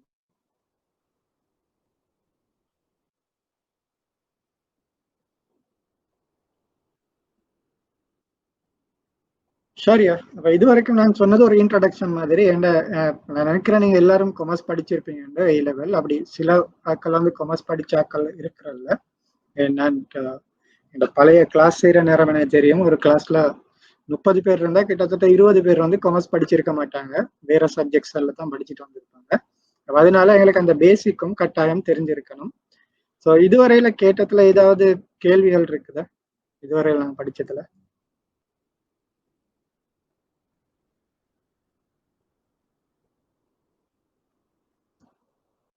கேள்விகள் இல்லைன்னா ஓகே. அப்படி கேள்வி எதுவும் இல்லைன்னா நாங்க அடுத்த டாபிக்கு போகலாம்.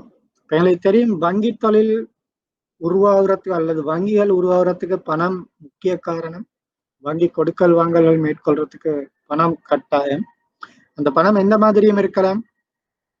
சட்ட ரீதியான பணமா இருக்கலாம், காசோலையா இருக்கலாம், வரவட்டையா இருக்கலாம், அல்லது கடன் அட்டை எதுவா இருக்கலாம், அல்லது ஆன்லைன் பேமெண்ட் சிஸ்டமா இருக்கலாம். எதா இருந்தாலும் பணம் என்றது எங்களோட வங்கி தொழிற்பாட்டுக்கு மிக முக்கியம். அதே நேரம் அந்த பணத்துக்கு சில தொழிற்பாடுகள் இருக்குது, சில பண்புகள் இருக்குது, ரெண்டையும் குழப்பிக்கொள்ளக்கூடாது. அதே நேரம் தொழிற்பாடுகளும் பொருளாதார கோட்பாடுகளுக்கு அடிப்படையில தான் வகுக்கப்பட்டிருக்குது, பண்புகளும் பொருளாதார கோட்பாடுகளுக்கு அடிப்படையில தான் உருவாக்கப்பட்டிருக்குது. அதுக்கு அடுத்ததான் நான் சொன்னேன், சட்ட ரீதியான பணம் வந்து மத்திய வங்கியால் அச்சிடப்படுவது. அப்ப எங்களோட வங்கியல் முறைமையில மத்திய வங்கியும் ஒரு பணத்தை போன்ற ஒரு முக்கியமான ஒரு அம்சம். பணம் இல்லைண்டாலும் வங்கி தொழில் மேற்கொள்ள முடியாது, மத்திய வங்கி இல்லைண்டாலும் வங்கி தொழில் மேற்கொள்ள முடியாது. ஸோ இன்னைக்கு நான் பொதுவா மத்திய வங்கியோட தொழிற்பாடுகளை தான் இந்த தலையங்கத்துல பார்க்க போறோம். அதை முடிச்சுட்டு தான் நாங்க ஒவ்வொரு பேங்கிங், கமர்ஷியல் பேங்கிங்ல காணப்படக்கூடிய ஒவ்வொரு தொழிற்பாடு பற்றியும் தொடர்ந்து படிப்போம். ஸோ மத்திய வங்கியோட தொழிற்பாடு கட்டாயம் நீங்க தெரிஞ்சிருக்கணும். அது பொருளாதாரத்துல எவ்வாறு அல்லது வங்கியல் தொழிற்பாடுல எவ்வாறு முக்கியத்துவம் வழங்குகின்றது. இலங்கை மத்திய வங்கி உங்களுக்கு தெரியும், 1948 இலங்கை சுதந்திரம் கிடைச்சது. சுதந்திரம் கிடைச்ச பிறகு இந்த நாட்டை கட்டி எழுப்புறதுக்காக, பொருளாதாரத்தை மறுசீரமைப்பதற்காகவும், ஏனைய நிதியியல் முறைமைக்கு வசதி அளிப்பதற்காகவும் இலங்கை அரசாங்கத்தால மத்திய வங்கி நிறுவப்பட்டது. இந்த மத்திய வங்கியை அமைப்பதற்கு தொழில்நுட்ப நிபுணத்துவம் அமெரிக்காவால் வழங்கப்பட்டது. அமெரிக்கா நாட்டை சேர்ந்த திரு ஜோன் எக்ஸ்டர்ன்றவர் தான் இலங்கை மத்திய வங்கியை ஆரம்பித்தவர். ஃபவுண்டர் கவர்னர் என்று சொல்றது. அவர் தான் இலங்கை மத்திய வங்கி ஆரம்பித்தாரு. இலங்கை மத்திய வங்கி ஆரம்பத்துல பல்வேறு குறிக்கோள்கள் கொண்டதாக காணப்பட்டது. ஆனாலும் காலப்போக்கில் அதன் குறிக்கோள்கள் மாற்றி அமைக்கப்பட்டு இப்போதைக்கு 2 குறிக்கோள்கள் மாத்திரம்தான் மத்திய வங்கிக்கு காணப்படுகின்றது. முதலாவது பொருளாதார மற்றும் விலை உறுதிப்பாட்டை பேணுதல், 2வது நிதியியல் முறைமை உறுதிப்பாட்டை பேணுதல். இதுவும் கூட நான் சர்வே ஆஃப் ஃபைனான்சியல் சிஸ்டம் என்ற பாடத்துல அடிக்கடி கேட்கக்கூடிய ஒரு கேள்வி. இதுல விடைகள் இது பொதுவா இந்த 2 மார்க்ஸ் கேள்வி உங்களுக்கு தெரியும். உங்களோட பேப்பர்ல நீங்க பார்த்திருக்கிறீங்க தெரியா? யாராவது உங்களோட எக்ஸாம் பேப்பர் மாடல் பழைய பாஸ் பேப்பர் பார்த்திருக்கிறீங்களா, கண்டிருக்கிறீங்களா? அதுல ஸ்ட்ரக்சர் எப்படி இருக்குன்னு?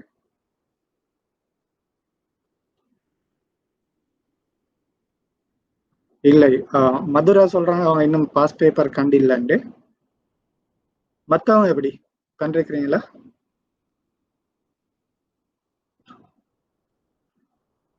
சஞ்சல ஓகே, அவங்க வந்து பேப்பர் கண்டிருக்கிறாங்க. பிலிப் அவங்களும் பழைய பாஸ் பேப்பர் கண்டிருக்கிறாங்க.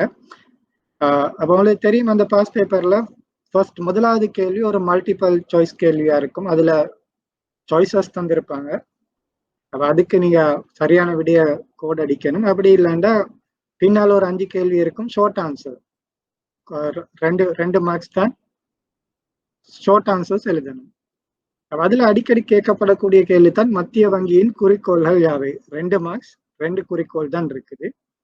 அதிகமான நேரத்துல ஸ்டூடெண்ட் என்ன எழுதுவாங்கன்னு கேட்டா பொருளாதார உறுதிப்பாடு, விலை உறுதிப்பாடு. அது வந்து 2 மார்க்ஸ் கிடைக்காது, அது வந்து ஒரு குறிக்கோள். சில நேரத்துக்கு எழுதுவாங்க பொருளாதார உறுதிப்பாடு, நிதியியல் முறைமை உறுதிப்பாடு, அதுக்கும் 1 மார்க்ஸ் தான் கிடைக்கும். ஏன்னா பொருளாதார உறுதிப்பாடுன்றது பிழை. பொருளாதார மற்றும் விலை உறுதிப்பாடு 2ம் முக்கியம். ஆகவே அப்படி ஒரு கேள்வி வரும்ல, நீங்க இந்த முழுமையான விடை எழுதணும். அப்படி இல்லைன்னா முழு மார்க்ஸ் கிடைக்காது, ஃபுல் மார்க்ஸ் கிடைக்காது. அப்ப பொருளாதார மற்றும் விலை உறுதிப்பாடுன்றது மத்திய வங்கியின் ஒரு குறிக்கோள். நிதியியல் முறைமை உறுதிப்பாடுன்றது இன்னொரு குறிக்கோள். 2 குறிக்கோள்கள் காணப்படுகின்றன. அந்த 2ம் நாம் கட்டாயம் தெரிஞ்சிருக்கணும். அப்ப பொருளாதார மற்றும் விலை உறுதிப்பாடு என்றால் என்னது? பொருளாதார மற்றும் விலை உறுதிப்பாடு என்றது பொருளாதாரத்துல பொதுவான விலை மட்டத்தை பரந்தளவு தளம்பல் இல்லாமல் வைத்திருத்தல். உதாரணமாக்கு இந்த சுருக்கமா சொல்றேன்னா பணவீக்கத்தை கட்டுப்படுத்துதல். நான் ஏற்கனவே சொன்னேன், பணவீக்கம்ன்றது தொடர்ச்சியா பொருட்கள், பண்டங்கள், சேவைகளின் விலையில ஏற்படக்கூடிய மாற்றம், அதாவது தளம்பல். அப்ப விலை உறுதிப்பாட்டை பேணுறதற்காக அல்லது பொருளாதார உறுதிப்பாட்டை பேணுறதா இருந்தா நாங்க ஆரம்பத்துல செய்ய வேண்டிய வேலை தான் அந்த நாட்டோட பணவீக்கத்தை கட்டுப்படுத்துறது. பணவீக்கம் கட்டுப்படுத்தப்படும் சொன்னா உறுதியான நீடித்த பொருளாதார வளர்ச்சியை அடைய முடியும். பொருளாதார வளர்ச்சின்றது எங்களுக்கு தெரியும், ஒவ்வொரு வருடமும் மத்திய வங்கி அறிவிக்கும். உதாரணத்தை சொல்லுவோம், போன வருஷம் எங்களோட பொருளாதார வளர்ச்சி 7%, இந்த வருடம் 6%, அதுக்கு முந்தின வருடம் 4%, அதுக்கு முந்தின வருடம் 8%. அதுவும் பொருளாதார வளர்ச்சி தான். ஆனா அது வந்து நீடித்த உறுதியான பொருளாதார வளர்ச்சி இல்லை. அது ஏன் ஒவ்வொரு வருடமும் ஒன்று கூடுதே இல்லை, குறையுது. அது வந்து உறுதியான பொருளாதார வளர்ச்சி இல்லை. அப்படி ஒரு நிலைமை ஏற்படும். அதுக்கு முக்கிய காரணம் இந்த விலை உறுதிப்பாடு பேணப்படாமை, அதாவது பணவீக்கம் கட்டுப்படுத்தப்படாமை தான் காரணம். அப்ப நீடித்த உறுதியான பொருளாதார வளர்ச்சின்றது உதாரணத்துக்கு சொன்னா 2017ஆம் ஆண்டுல 5%, 2018ல 5.5%, 2019ல 5.6%, 2020ல 6%. அப்படி படிப்படியாக தொடர்ச்சியாக ஒரு முன்னேற்றம் காணப்படுமா இருந்தா அது நீடித்த உறுதியான பொருளாதார வளர்ச்சி என்று சொல்றது. ஒரு வருடம் கூடி அடுத்த 8க்கு போகுது, அடுத்த வருடம் 3க்கு வருது, அடுத்த வருடம் 4க்கு வருது, திரும்ப 5க்கு போகுது, திரும்ப 3க்கு வருது. அது வந்து உறுதியான பொருளாதார வளர்ச்சி இல்லை, சஸ்டைனபிள் குரோத் சொல்லுவோம் இங்கிலீஷ்ல. சஸ்டைனபிள் குரோத்ன்றது முக்கியம். எல்லாருக்கும் பொருளாதார வளர்ச்சி அடையலாம், ஆனா அது சஸ்டைனபிள் குரோத்தா இல்லை என்று சொன்ன முக்கியமான காரணம் அந்த நாட்டோட விலை உறுதிப்பாடு அந்த மத்திய வங்கி சரியா பேணலன்றதுதான் காரணம். அப்ப விலை உறுதிப்பாடு அடிப்படையாக கொண்டுதான் பணவீக்க எதிர்பார்ப்புகள் மேற்கொள்ளப்படும். அதாவது inflation forecasting expectation. So inflation expectation ஏன் முக்கியம் என்று கேட்ட என்னோட முதலீட்டு தீர்மானங்களை மேற்கொள்றதுக்கு பணவீக்க எதிர்பார்ப்பு மிக முக்கியம். திரும்ப நீங்க ஓ லெவல்ல எக்கனாமிக்ஸ் படிச்சிருந்தீங்கன்னா உங்களுக்கு தெரியும், பொருளாதார தீர்மானங்கள் அல்லது முதலீட்டு தீர்மானங்கள் எடுக்கிற நேரம் நாங்க எப்பவுமே பணவீக்கம் என்ன, எங்களோட பணவீக்க எதிர்பார்ப்பு என்னன்றது கட்டாயம். அந்த இன்ஃபிளேஷன் எக்ஸ்பெக்டேஷனை வச்சுதான் எங்களோட சல்லியை நாங்க ட்ரெஷரி பில்ல இன்வெஸ்ட் பண்றதா அல்லது நிலையான வைப்பு ஃபிக்ஸ்ட் டிபாசிட்ல இன்வெஸ்ட் பண்றதா அல்லது ஒரு ரியல் எஸ்டேட் ஒரு காணியை வாங்குறதா, அது போன்ற முதலீட்டு தீர்மானங்கள் எடுக்கிறதுக்கு இந்த பணவீக்க எதிர்பார்ப்பு மிக முக்கியம். அப்ப ஒரு நாட்டு விலை உறுதிப்பாடு காணப்படும் அந்த பணவீக்க எதிர்பார்ப்பை இலகுவாக மேற்கொள்ள முடியும். இன்ஃபிளேஷன் எக்ஸ்பெக்டேஷனை இலகுவாக அறிந்து கொள்ள முடியும். அதன் அடிப்படையில எங்களுக்கு சிறந்த முதலீட்டு தீர்மானங்களை எடுக்கலாம். அப்ப விலை உறுதிப்பாடுன்றது, பொருளாதார விலை உறுதிப்பாடுன்றது இதுதான். சுருக்கமா சொல்றேங்க, அந்த நாட்டோட பணவீக்கத்தை கட்டுப்பாட்டுல வச்சிருக்கணும். அடுத்தது நிதியியல் முறைமை உறுதிப்பாடு. இது எங்களோட இந்த சப்ஜெக்டோடையும் தொடர்பு பட்டது. முதலாவது நிதியியல் முறைமையில நான் சொன்னேன், பணம் தான் அடிப்படை.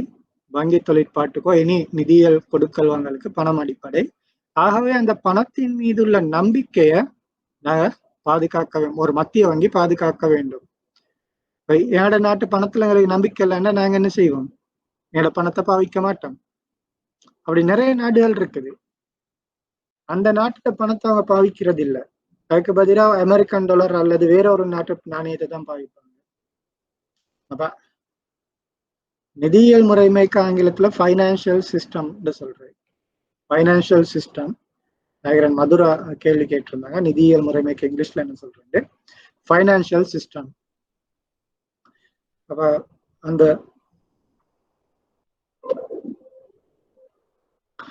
அந்த நாட்டோட பணத்துல பொதுமக்களோட நம்பிக்கை பேன்றது ஒரு முக்கியமான ஒரு மத்திய வங்கிக்குள்ள முக்கியமான பொறுப்பு. சில நாடுகள் இப்ப இன்றைக்கும் கூட உலகத்துல இருக்கின்றது. உதாரணத்துக்கு சொல்ல முடியுமா?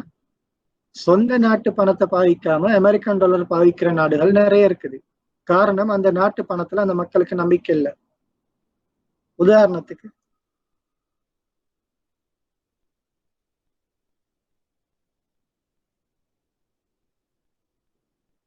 இந்தோனேஷியா எனக்கு தெரியல, ஆனா எனக்கு தெரிஞ்ச மட்டும் இந்தோனேஷியால அவங்க உள்நாட்டு நாணயம் பாவிக்கிறாங்க.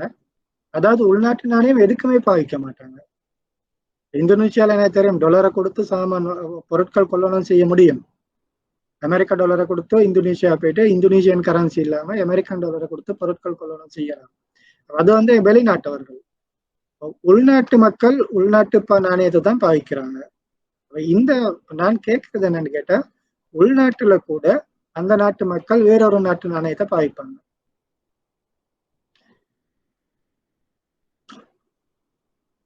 சில ஆப்பிரிக்கன் நாடுகள், ஜிம்பாபே போன்ற நாடுகள்ல அந்த நாட்டு கரன்சி பாவிக்கிறது குறைவு. கிட்டத்துல லெபனான்ல அந்த நாட்டு கரன்சி பாவிக்கிறது இல்லை. சிரியா, லெபனான் அந்த நாடுகள்ல அந்த உள்நாட்டு கரன்சிக்கு மதிப்பு இல்லை. அப்ப மத்திய வங்கியோட ஒரு முக்கியமான பொறுப்பு தான் நிதியியல் முறைமை உறுதிப்பாட்டை, ஃபைனான்சியல் சிஸ்டம் ஸ்டெபிலிட்டி, அதை பாதுகாக்கிறதுக்கு அந்த நாட்டோட பணத்தின் மீதுள்ள நம்பிக்கையை உறுதி செய்ய வேண்டும். தனிப்பட்ட நிதியியல் நிறுவனங்களின் பாதுகாப்பையும் ஆற்றல் வாய்ந்த தன்மையையும் மேம்படுத்த வேண்டும். இது நிதியியல் நிறுவனங்கள். நான் முதலாவது கிளாஸ்ல சொன்னேன், இலங்கையில காணப்படக்கூடிய நிதியியல் நிறுவனங்களுக்கு உதாரணம் என்ன உதாரணம் சொல்லலாம்? நிதியியல் இலங்கையில காணப்படக்கூடிய நிதியியல் நிறுவனங்கள்.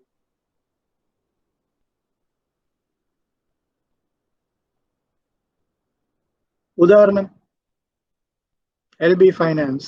ஓகே, சோ மதுரா சொல்லியிருக்கிறாங்க எல்பி ஃபைனான்ஸ். எல்லா ஃபைனான்ஸ் கம்பெனியும் நிதியியல் நிறுவனங்கள் தான். வேற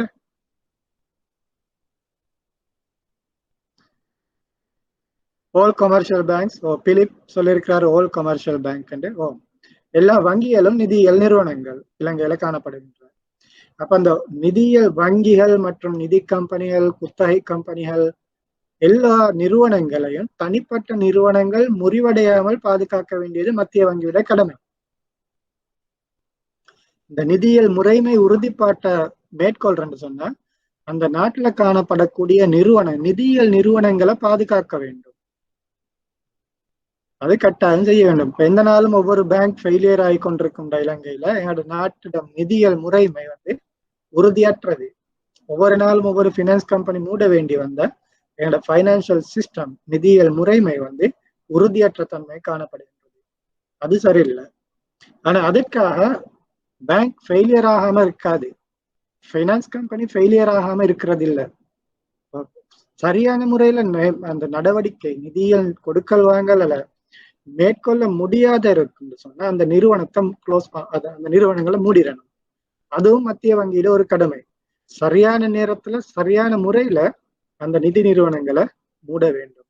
அதுவும் ஒரு மத்திய வங்கியிட பொறுப்பு. சரியா? அப்ப தனிப்பட்ட நிதி நிறுவனங்களை பாதுகாற்று அவற்றின் ஆற்றல் வாய்ந்த தன்மையை மேம்படுத்துதல். இது இப்ப அந்த நிறுவனங்களை சிறந்த முறையில வினைத்திறனாக தொழிற்படுவதை மத்திய வங்கி உறுதி செய்யணும். அப்படி அந்த நிறுவனம் சிறந்த முறையில தொழிற்பட இல்லைன்னு கேட்ட அந்த நிறுவனத்தை முறையாக மூட வேண்டும். அது முக்கியம். பிழையான நேரத்துல மூடினா எல்லாம் பிரச்சனை. சரியான நேரத்துல சரியான முறையில அந்த அந்த நிறுவனங்களை மூடுதல் வேண்டும். அதே நேரம் மற்ற நிதியியல் ஒழுங்குமுறைப்படுத்துனர்களோட ஒத்துழைப்போட நிதியியல் முறைமையின் நம்பிக்கையை உறுதிப்படுத்த வேண்டும். இலங்கையில் காணப்படக்கூடிய ஏனைய நிதியியல் ஒழுங்குமுறைப்படுத்துனர்கள் யார்? ஃபைனான்சியல் செக்டர் ரெகுலேட்டர்ஸ் இலங்கையில காணப்படுற.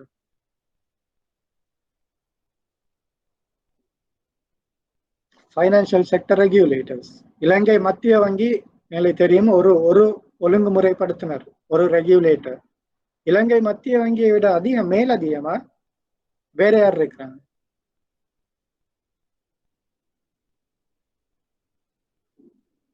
ஃபர்ஸ்ட் கிளாஸ்ல நான் சொன்னேன், பங்கு பரிவர்த்தனை ஆணைக்குழு, securities and exchange commission, Sanjala சரியான விட. செக்யூரிட்டிஸ் அண்ட் எக்ஸ்சேஞ்ச் கமிஷன், பங்குகள் பரிவர்த்தனை ஆணைக்குழு, வேற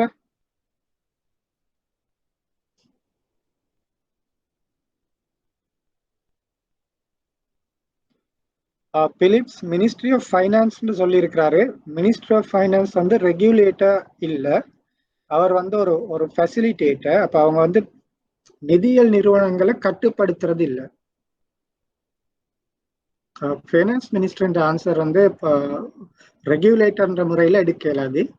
இலங்கையில நிதியியல் முறைமையோட ஃபைனான்சியல் சிஸ்டத்தை ரெகுலேட் பண்றது மூன்று நிறுவனங்கள். முதலாவது இலங்கை மத்திய வங்கி. இந்த நாட்டோட பெரும்பான்மையான ஃபைனான்சியல் சிஸ்டத்தோட பெரும்பான்மையான பகுதியை கண்காணிப்பு செய்யறது இலங்கை மத்திய வங்கி. அதற்கு பிறகு இலங்கை பங்குகள் பரிவர்த்தனை ஆணைக்குழு, செக்யூரிட்டிஸ் அண்ட் எக்ஸ்சேஞ்ச் கமிஷன். அடுத்தது காப்புறுதி சபை என்று நினைக்கிறேன், Sri Lanka insurance regulatory commission. Sri Lanka insurance regulatory commission என்று சொல்றது. அப்ப இந்த மூன்று மட்டும்தான் இலங்கையில காணப்படக்கூடிய ஒழுங்குமுறைப்படுத்துனர்கள், ரெகுலேட்டர்ஸ். சரியா? என்னோட முழு ஃபைனான்சியல் சிஸ்டத்தையும் central bank, securities and exchange commission and Sri Lanka insurance regulatory commission, இந்த மூன்று நிறுவனங்கள் மாத்திரம்தான் ஒழுங்குமுறைப்படுத்துகின்றது. அப்ப மத்திய வங்கியை பொறுத்தவரையில மற்ற ஒழுங்குமுறைப்படுத்துனர்களோட அவங்களோட ஒத்துழைப்பு கட்டாயம் தேவை. மத்திய வங்கிக்கு மாத்திரம் இந்த ஃபைனான்சியல் சிஸ்டத்தை ரெகுலேட் பண்ண முடியாது, ஒழுங்குமுறைப்படுத்த முடியாது. இதுல மத்திய வங்கி கட்டாயமாக ஏனைய ஒழுங்குமுறைப்படுத்துனர்களுடைய உதவியுடன் தான் இந்த முழு சிஸ்டத்தையும் ரெகுலேட் செய்ய வேண்டும். அப்ப நிதியியல் முறைமையில அது முக்கியம். அடுத்தது இன்னொரு நடவடிக்கை தான் இறுதி கடன் கொடுனர் அல்லது இறுதி கடன் ஈவோனாக தொழிற்படுதல். இது திரும்ப நீங்க A லெவல்ல படிச்சிருப்பீங்க. மத்திய வங்கியுடைய ஒரு முக்கியமான தொழிற்பாடு தான் இறுதி கடன் கொடுனர். இதுல என்னன்னு கேட்டா, நிதி நிறுவனங்கள் முறிவடையும் சந்தர்ப்பத்துல மத்திய வங்கி அந்த நிதி நிறுவனங்களை பாதுகாக்கிறதுக்கு கடன் வழங்கும். இலங்கையில எந்த நிதி நிறுவனத்துக்கு மத்திய வங்கி கடன் வழங்கியது? அது ஒரு முறிவடையக்கூடிய ஒரு சந்தர்ப்பத்துக்கு வந்துச்சு. அந்த நேரம் இலங்கை மத்திய வங்கியால இந்த இறுதி கடன் கொடுனர் என்ற அடிப்படையில கடன் மதுரா சேலான் பேங்க் என்ற சரியான விட மதுரா சேலான் பேங்க்னு சொல்லியிருக்கிறாங்க. அப்ப அவங்களுக்கு தெரியும் 2009 நினைக்கிறேன், 9 இல்லாட்டி 2010 சேலான் வங்கியில ஒரு முறிவடையக்கூடிய ஒரு தன்மை ஏற்பட்டுச்சு. அந்த நேரம் இலங்கை மத்திய வங்கி மதுரா கோல்டன் கீ என்றது மத்திய வங்கியால நிர்வகிக்கப்பட்ட ஒரு நிறுவனம் அல்ல, அது ஒரு சட்டவிரோத நிறுவனம். மத்திய நான் ரெகுலேட்டட் என்டிட்டி, அன்ரெகுலேட்டட் என்டிட்டி. சரியா? அது ஒழுங்குமுறைப்படுத்தப்படுவதில்லை மத்திய வங்கியால. அப்ப அந்த கோல்டன் கீழ ஏற்பட்ட பிரச்சனை தான் சேலான் பேங்குக்கு வந்தது. கோல்டன் கீழ ஏற்பட்ட பிரச்சனை காரணமா தான் சேலான் பேங்க் முறிவடையக்கூடிய ஒரு நிலைமை ஏற்பட்டது. அந்த நேரம் இலங்கை மத்திய வங்கியால கிட்டத்தட்ட 11 பில்லியன் ரூபாய் கடனா வழங்கப்பட்டது. அதே நேரம் உங்களுக்கு தெரியும், நிறைய பினான்ஸ் கம்பெனி, நிதி கம்பெனிகள், தேவ் பினான்ஸ், அதுக்கு பிறகு இடிஐ, அதுக்கு முதல்ல இன்னும் நிறைய கம்பெனிகள், பேர் நினைவில்லை, அது எல்லாம் முறிவடைகிறதுக்கு முதல்ல பிரமுக சஞ்சலா பிரமுக பேங்க்னு சொல்லியிருந்தாங்க. பிரமுக பேங்க் முறிவடையக்கூடிய ஒரு நிலைமைக்கு வரல. பேங்க் நல்லா தான் இருந்துச்சு, அங்க முறிவடையக்கூடிய ஒரு நிலைமை ஏற்படல. ஆனா அதுல உள்ளக கட்டுப்பாடு எல்லாம் நிறைய குழப்படிகள், ஒரு ஃப்ராட், ஒரு களவு மாதிரி உள்ளக, அதாவது இன்டர்னல் மேனேஜ்மெண்ட் நிறைய களவுகள் செஞ்சிருந்தாங்க. அதனால அந்த வங்கி இலங்கை மத்திய வங்கியால மூடப்பட்டது, முறிவடையவில்லை. உங்களுக்கு அதுலயும் ஒரு வித்தியாசம் ஒன்று இருக்குது. முறிவடைகிறதுன்ற வேற, மூடப்படுறதுன்றது வேற. இப்போ பிரமுக வங்கியை பொறுத்தவரையில அது முறிவடையவில்லை. அதுல காணப்பட்ட இன்டர்னல் ஃப்ராட் காரணமாக மத்திய வங்கி அந்த வங்கியுடைய லைசன்ஸை கேன்சல் பண்ணா, லைசன்ஸை ரத்து செஞ்சு அந்த வங்கி பலவந்தமா மூடப்பட்டது மத்திய வங்கியால. அது முறிவடையக்கூடிய ஒரு நிலைமை இல்லை. சேலான் வங்கி முறிவடையக்கூடிய நிலைமைக்கு வந்தது, மத்திய வங்கியால கடன் வழங்கி அது பாதுகாக்கப்பட்டது. அதே மாதிரி நிறைய பினான்ஸ் கம்பெனி முறிவடையக்கூடிய நிலைமைக்கு வந்தது, மத்திய வங்கியால கடன் வழங்கி சில நிதி கம்பெனிகள் பாதுகாக்கப்பட்டது, சில நிதி கம்பெனிகள் கடன் வழங்கியும் பாதுகாக்க முடியாமல் போனது. அதனால அவை முறிவடைந்தன. அப்ப முறிவடைகிறதுன்றதும் மத்திய வங்கியால கட்டாயப்படுத்தப்பட்டு மூடப்படுறதுன்றதும் வித்தியாசம். இலங்கையில இதுவரைக்கும் எந்த ஒரு வங்கியும் முறிவடையல. பிரமுக பேங்க்ன்றது பேங்கிங் ஃபெயிலியர் இல்லை, இட்ஸ் அ பேங்க் க்ளோஷர். மத்திய வங்கி அதோட நடவடிக்கையில மூடிவிட்டது. அப்படி மூடாம இருந்திருந்தா, இன்னும் கொஞ்சம் காலத்துக்கு மூடாம இருந்திருந்தா சில நேரம் அந்த வங்கி முறிவடைந்திருக்கலாம். இலங்கையில முறிவடையக்கூடிய நிலைமைக்கு வந்த ஒரே ஒரு வங்கி சேலான் வங்கி, அதுவும் இந்த இறுதி கடன் கொடுனர் என்ற தொழிற்பாட்டின் கீழே பாதுகாக்கப்பட்டு அது திரும்ப ஒரு நல்ல நிலைமைக்கு கொண்டு வரப்பட்டது. அப்ப நிதியியல் முறைமை உறுதிப்பாட்டை பேன்றதுல மத்திய வங்கி கட்டாயம் இந்த இறுதி கடன் கொடுனர் என்ற தொழிற்பாட்டை கட்டாயம் மேற்கொள்ள வேண்டும். அடுத்த இது நான் ஏற்கனவே சொன்னேன், முறிவடைந்த நிறுவனங்களை கலைத்து விட்டுறதும் ஒரு முக்கிய நடவடிக்கை. சரியான நேரத்துல சரியான முறையில கலைக்கணும். அப்படி இல்லைன்றாலும் பிரச்சனை. அவளுக்கு தெரியும், சில பினான்ஸ் கம்பெனி மத்திய வங்கியால சரியான நேரத்துல கலைக்கப்படல, சரியான நடவடிக்கை மேற்கொள்ளப்படல. அதனால இன்னைக்கு வரைக்கும் எவ்வளவோ பிரச்சனைகளுக்கு முகம் கொடுக்கிறோம். சரியா? அப்ப அந்த ஒரு வங்கிய அல்லது நிறுவனத்தை மூடுறாலும் அது சரியான நேரத்துல அந்த முடிவு மேற்கொள்ளப்படணும். பிரமுக வங்கியை பொறுத்தவரையில சரியான நேரத்துல அந்த முடிவு எடுக்கப்பட்டது. அதனால அது யாருக்கும் பாதிப்பு இல்லாத வகையில மூடப்பட்டது. சில பினான்ஸ் கம்பெனியை பொறுத்தவரையில உங்களுக்கு தெரியும், சரியான நேரத்துல சரியான முடிவு எடுக்கப்படாததால இன்னைக்கு எல்லாருமே கரைச்சல். சென்ட்ரல் பேங்குக்கும் பிரச்சனை, அதுல வைப்பாளர்களுக்கும் பிரச்சனை, எல்லாருக்குமே பிரச்சனை. அப்ப அந்த முடிவு சரியான நேரத்தில் எடுக்கப்படணும், சரியான முறையில வங்கிகள் அல்லது நிறுவனங்கள் மூடப்பட வேண்டும்.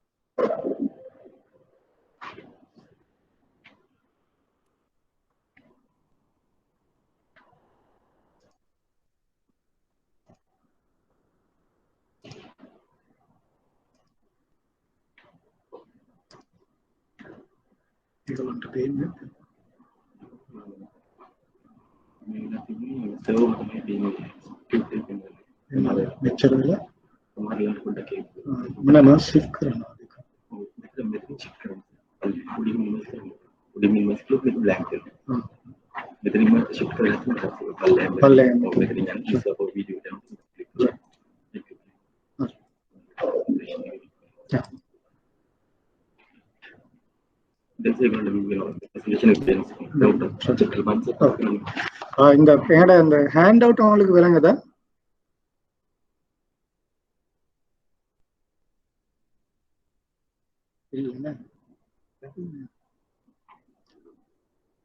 இப்ப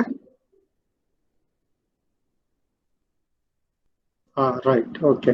அப்படி ஹேண்ட் அவுட் விளங்கலான்னு சொன்னா நீங்க மெசேஜ் அனுப்புங்க. அப்ப நான் இதை என்னன்னு பாக்குறேன்.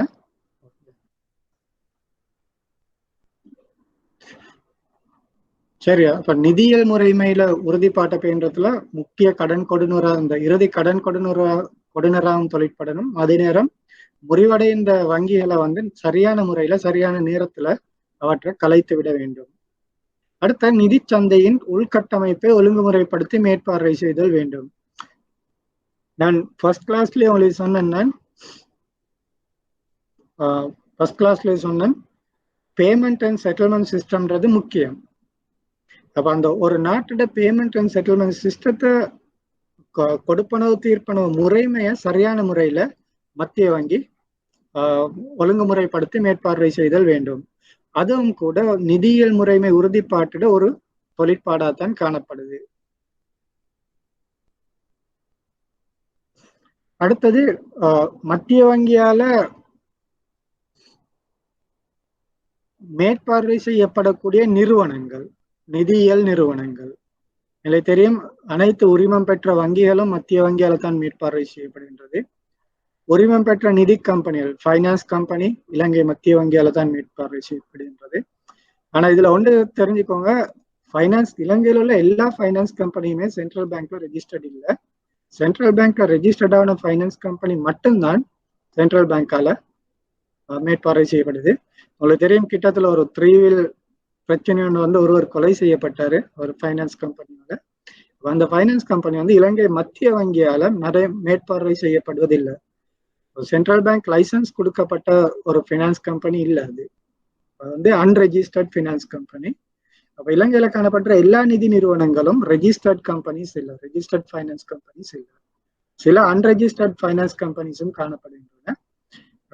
அதுல ஏதாவது குறைகள் பிழைகள் ஏற்பட்டா மத்திய வங்கி அதற்குரிய பொறுப்பை எடுக்க மாட்டாது. அடுத்தது பதிவு செய்யப்பட்ட குத்தகைக்கு விடும் கம்பெனி, லீசிங் கம்பெனிஸ்.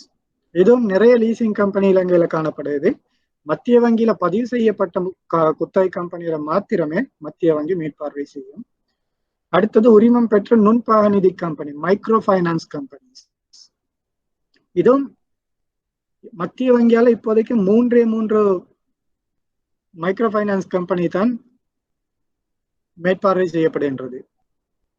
இலங்கையில் ஆயிரக்கணக்கான மைக்ரோ ஃபைனான்ஸ் கம்பெனிகள் காணப்படுகின்றன. அதுல 3 கம்பெனிகள் தான் மத்திய வங்கியில ரெஜிஸ்டர் ஆகியிருக்கிறாங்க. அடுத்த யாருமே மத்திய வங்கியில ரெஜிஸ்டர் ஆகல. அரச பிணையங்களில் முதன்மை வணிகர்கள், பிரைமரி டீலர் என்று சொல்றது. பிரைமரி டீலர் என்ற அவங்க இப்போ எனக்கு தெரியும் அரச பிணையங்கள். அரச பிணையங்களுக்கு உதாரணம் என்ன?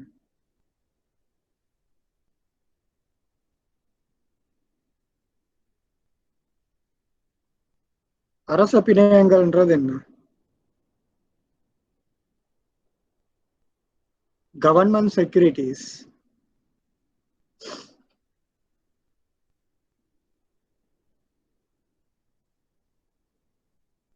Treasury bond. பிலிப், ட்ரெஷரி பாண்ட். அடுத்தது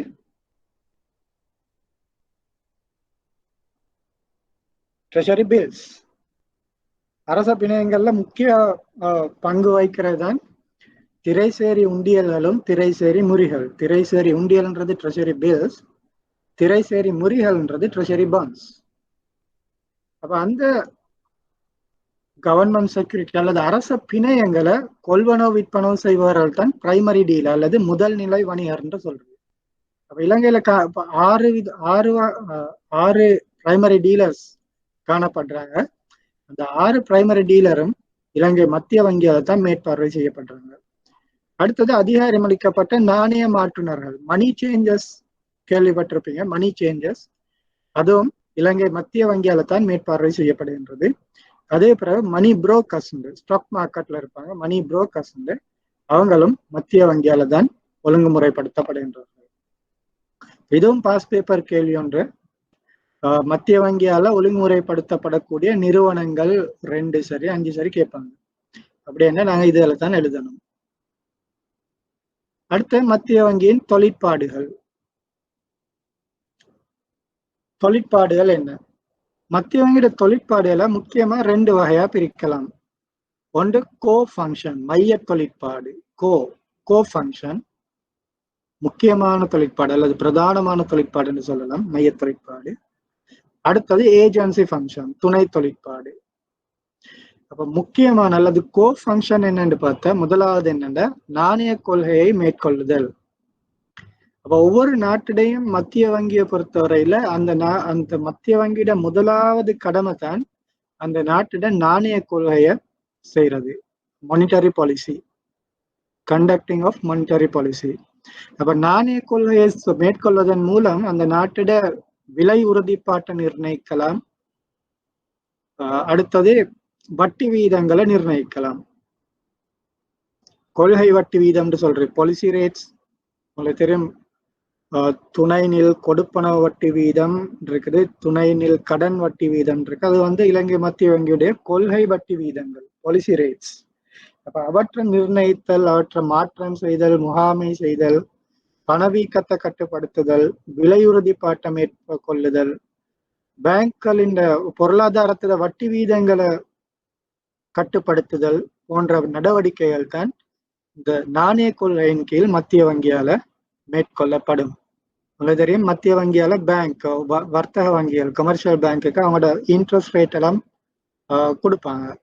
அப்ப அந்த வட்டி வீதத்துக்கு மேல் அதிகமா மத்திய வங்கிகளால, கமர்ஷியல் பேங்க்ஸால அந்த மத்திய வங்கியால சொல்லப்பட்ட வட்டி வீதத்துக்கு மேல் அதிகமா வட்டி அறவிட முடியாது. அது டிபாசிட்டுக்கான வட்டியா இருக்கலாம் அல்லது லோனுக்கான வட்டியா இருக்கலாம். மத்திய வங்கியால கொடுக்கப்படக்கூடிய அந்த உச்ச வரம்பு, மேக்சிமம் லிமிட்டுக்கு மேல் அதிகமா வட்டி வீதங்கள் அறவிட முடியாது. அப்ப இந்த நாட்டிட வட்டி வீதங்கள், பொருளாதாரத்தோட வட்டி வீதம், மத்திய வங்கியோட கொள்கை வட்டி வீதம், விலை உறுதிப்பாடு, பணவீக்கம், இவற்றையெல்லாம் மேற்பார்வை செய்து முகாமைப்படுத்தல் தான் இந்த நாணய கொள்கையில மேற்கொள்ளப்படும். எல்லா நாட்டிலையும் மத்திய வங்கி மத்திய வங்கிக்கு இது ஒரு பிரதான நடவடிக்கை. அடுத்தது செலாவணி வீத கொள்கையை மேற்கொள்ளுதல். செலாவணி என்றது அந்நிய செலாவணி. இதுலயும் அந்நிய செலாவணிக்கான பெறுமதியை நிர்ணயிக்குதல், அவற்றின் கேள்விகள், நிரம்பல்களை நிர்ணயிக்கிறல் எல்லாம் மத்திய வங்கியின் தொழிற்பாடு. அப்ப demand and supply for foreign currency, exchange rate, அதெல்லாம் மத்திய வங்கி தான் தீர்மானிக்கும். அடுத்தது மத்திய வங்கியோட அந்நிய செலாவணி கொள்கை, அதுவும் மத்திய வங்கியால தான் மேற்கொள்ளப்படும். ஒரு நாட்டுல எந்த விதமான வெளிநாட்டு செலாவணி கொள்கையை மேற்கொள்ளலாம்? வெளிநாட்டு செலாவணி கொள்கை இலங்கையில என்ன முறையை பயன்படுத்துறோம்? இலங்கையில நான் சொல்றேன் ஃப்ரீ ஃப்ளோட்டிங் மிதக்கும் நாணய மாற்றுக் கொள்கை. சில நாடுகள் கட்டுப்படுத்தப்பட்ட நாணய மாற்றுக் கொள்கை. இலங்கையில ஒரு காலத்துல 1970ஆம் ஆண்டுகள்ல கட்டுப்படுத்தப்பட்ட அந்நிய செலாவணி கொள்கை தான் காணப்பட்டது. ஆனா இப்ப திறந்த மிதக்க விடப்பட்ட அந்நிய செலாவணி கொள்கை தான் காணப்படுகின்றது. அப்ப அந்த எந்த கொள்கையை பயன்படுத்துறதுன்றதை தீர்மானிக்கிறது அந்த நாட்டிட மத்திய வங்கி தான். அந்த தொழிற்பாடு அந்நிய செலாவணி கொள்கைக்கு கீழே உள்ளடக்கப்படுகின்றது. ஒரு நாட்டின் அந்நிய செலாவணி வீதம், இதான் எக்ஸ்சேஞ்ச் ரேட்ன்றது, அந்நிய செலாவணி வீதம். வெளிநாட்டு செலாவணி நிரம்பல் மற்றும் கேள்வி, demand and supply for foreign currency என்பவற்றை தீர்மானிக்கிறது. வெளிநாட்டு செலாவணி நிரம்பல் எது மூலம் வரும்னு கேட்டா, நிரம்பல் என்றது சப்ளை. அப்ப இலங்கைக்கு வெளிநாட்டு செலாவணி எப்படி கிடைக்கும்னு கேட்டால், ஏற்றுமதி செய்தால் என்ற நாட்டுக்கு வெளிநாட்டு செலாவணி கிடைக்கும். அதே நேரம் வெளிநாட்டுல தொழில் புரிபவர்கள், தொழிலாளர்கள் இலங்கைக்கு பணம் அனுப்பும் போது என்ற நாட்டுக்கு சப்ளை, அதாவது இப்போ நிரம்பல், வெளிநாட்டு செலாவணி நிரம்பல் அதிகரிக்கும். சுற்றுலா பயணிகள் வந்து இங்க அவங்களோட டொலர்களை கொண்டு வந்து இங்க மாத்திர நேரம் என்ற நாட்டுக்கு வெளிநாட்டு செலாவணி கிடைக்கும். அடுத்தது நேரடி முதலீடுகள், direct investments, FDI, foreign direct investment என்று சொல்றது, வெளிநாட்டு நேரடி முதலீடுகள். அதன் மூலமாகவும் ஒரு நாட்டுக்கு வெளிநாட்டு செலாவணி கிடைக்கலாம், நிரம்பல் அதிகரிக்கலாம். அப்ப supply of foreign currency exports ரெவன்யூவால வரும், ஏற்றுமதி பிரிவு எக்ஸ்போர்ட் ரெவன்யூ. ரெமிட்டன்சஸ், அதாவது தொழிலாளர்கள் பணம் அனுப்புறது, ரெமிட்டன்சஸ். அடுத்தது சுற்றுலா, tourism earning from tourism. And கடைசியா ஃபாரின் டைரக்ட் இன்வெஸ்ட்மெண்ட்ஸ், வெளிநாட்டு நேரடி முதலீடு. இதால தான் ஒரு நாட்டுக்கு அந்நிய செலாவணி நிரம்பல் கிடைக்கின்றது. அதே மாதிரி அதற்கான கேள்வி, டிமாண்ட் ஃபார் ஃபாரின் கரன்சி எப்படி வரும்னு கேட்டா, இறக்குமதி செய்யற நேரம். நாங்க இறக்குமதி செய்தா வெளிநாட்டே டொலர்ல அனுப்பணும், ஆகவே எங்களுக்கு டொலருக்கான கேள்வி அதிகரிக்கும். அடுத்தது நாங்க ஏற்கனவே வெளிநாட்டுல கடன் வாங்கியிருந்தா அந்த கடன்களை திருப்பி கொடுக்கிற நேரம் அந்த நாட்டோட வெளிநாட்டு நாணயத்துக்கான கேள்வி, டிமாண்ட் வந்து அதிகரிக்கும். அப்ப இந்த demand and supply, exchange rate, அது எல்லாத்தையும் முகாமைத்துவம் செய்தல், கட்டுப்படுத்துதல், தேவையான அனுமதிகளை வழங்குறது மத்திய வங்கியிட மைய தொழிற்பாடுகள் ஒன்று. அடுத்தது அலுவல் சார் பன்னாட்டு ஒதுக்கல்களை முகாமைப்படுத்தல், இது சொல்றது official foreign reserve. Official foreign reserve, ஒவ்வொரு நாடுமே அந்த நாட்டுக்கு ஒரு வெளிநாட்டு நாணய ஒதுக்கங்களை பேண வேண்டும். அப்ப இலங்கையை பொறுத்தவரையில எங்களோட நாட்டுல காணப்படக்கூடிய ஒதுக்கத்தோட அளவு இலங்கைக்கு தேவையான இறக்குமதிகளை 3 மாதத்துக்கு தேவையான இறக்குமதிகளை செய்யறதுக்கு போதுமா இருக்குது. அப்ப எப்பவுமே ஃபாரின் ரிசர்வ் நாங்க எப்படி சொல்றோம்னு கேட்டா, number of month of imports, இப்ப எத்தனை மாதத்துக்கு தேவையான இறக்குமதிகளை செய்யறதுக்கு போதுமா எங்கள்கிட்ட வெளிநாட்டு ஒதுக்கங்கள் காணப்படுகின்றது. அந்த அடிப்படையில தான் இது தீர்மானிக்கப்படும். இலங்கையை பொறுத்தவரையில இப்ப எனக்கு என்னன்னு சரியா தெரியல, ஆனா 3 to 4 month இம்போர்ட்ஸ், 3 to 4 மாதத்துக்கு தேவையான இறக்குமதிகளுக்கு தேவையான அளவு எங்கள்கிட்ட வெளிநாட்டு காசு டொலர் காணப்படுகின்றது. அந்த அடிப்படையில தான் ஒவ்வொரு நாட்டோட வெளிநாட்டு ஒதுக்கங்களோட அளவு தீர்மானிக்கப்படும். அதே நேரம் நான் டொலர்ல மட்டும் இந்த ஒதுக்கங்களை வைத்திருக்கிறது இல்லை. ஏன், திரவத்தன்மை வேறுபடும், நாணயத்துக்கு நாணயம், கரன்சிக்கு கரன்சி, திரவத்தன்மை வேறுபடும்.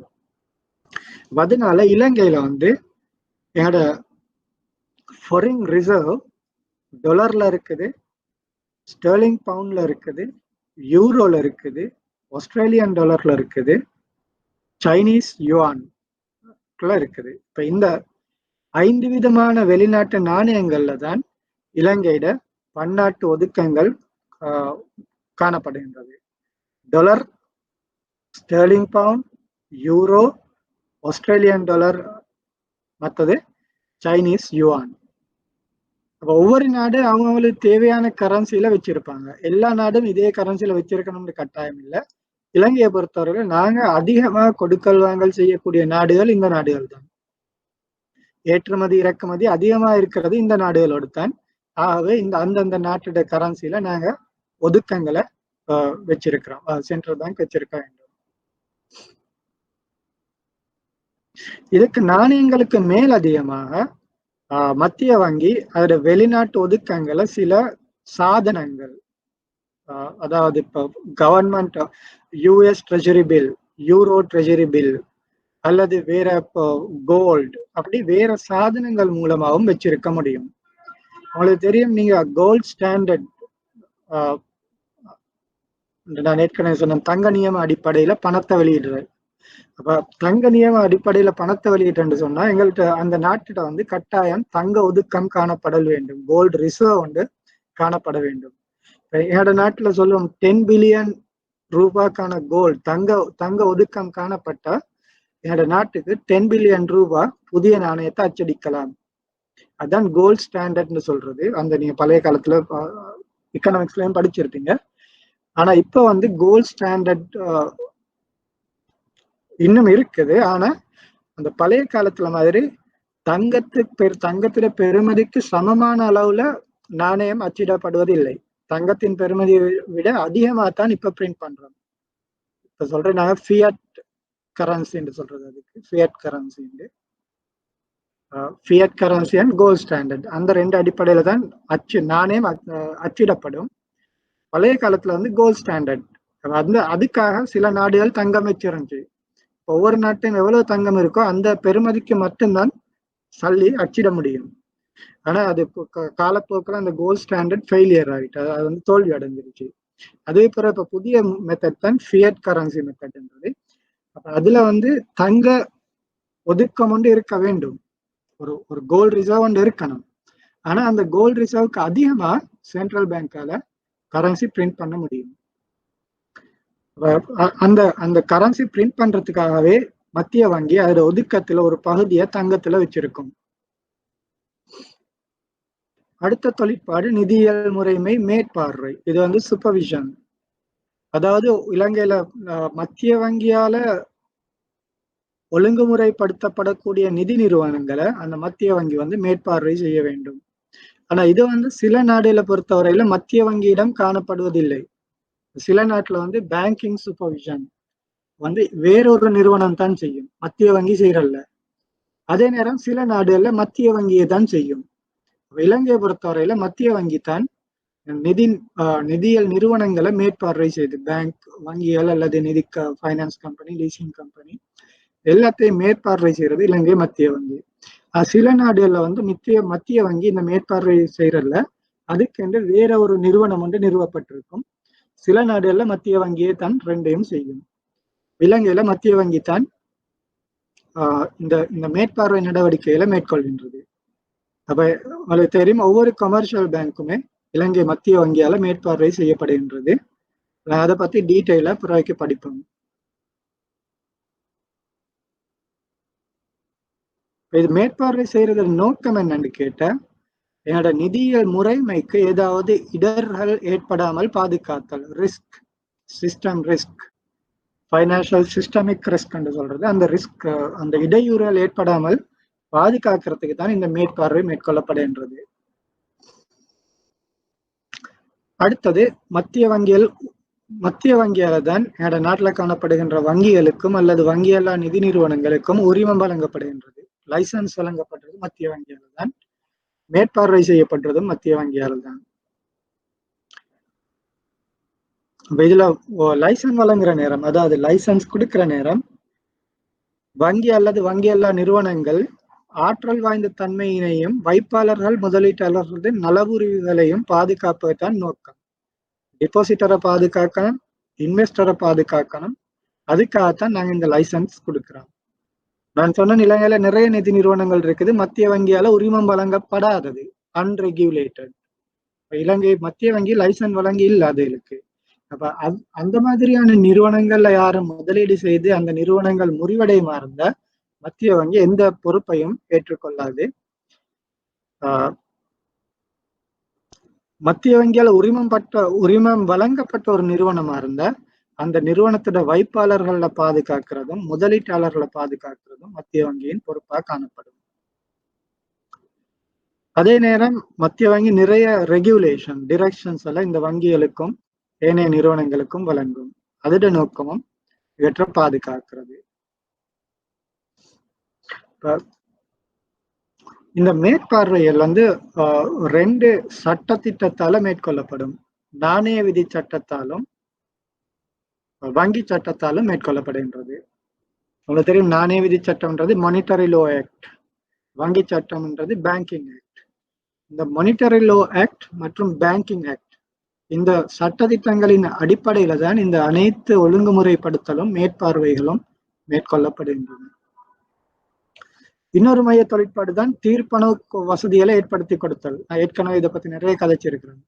RTGS system, slip system, common payment system, electronic fund transfer system, இது எல்லாமே இலங்கை மத்திய வங்கியால தான் மேற்பார்வை செய்யப்படுகின்றது. அடுத்தது தேசிய நாணயத்தை வெளியிடுதலும் விநியோகம் செய்தலும். இதுவும் மத்திய வங்கியோட முக்கியமான தொழிற்பாடு. இது மானிட்டரி லோ ஆக்டுக்கு கீழே தான் மத்திய வங்கி தாழ் நாணயங்களையும் குத்தி நாணயங்களையும் வெளியிடுகின்றது.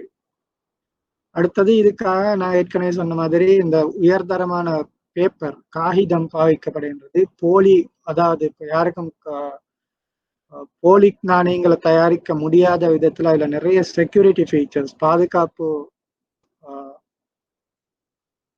ஃபீச்சர்ஸ் காணப்படுகின்றது. உங்களுக்கு தெரியும், ஒரு நாணயத்தை எடுத்து அதுல கிட்டத்தட்ட 20க்கும் மேற்பட்ட செக்யூரிட்டி ஃபீச்சர்ஸ் காணப்படுகின்றது. அதே நேரம் மத்திய வங்கியோட புதிய கோட்பாடு தான், இந்த நாணயத்தோடு சம்பந்தப்பட்ட புதிய கோட்பாடு தான் தூய நாணயத்தாள் கொள்கை என்றது. அதாவது clean policy, clean note policy, clean note.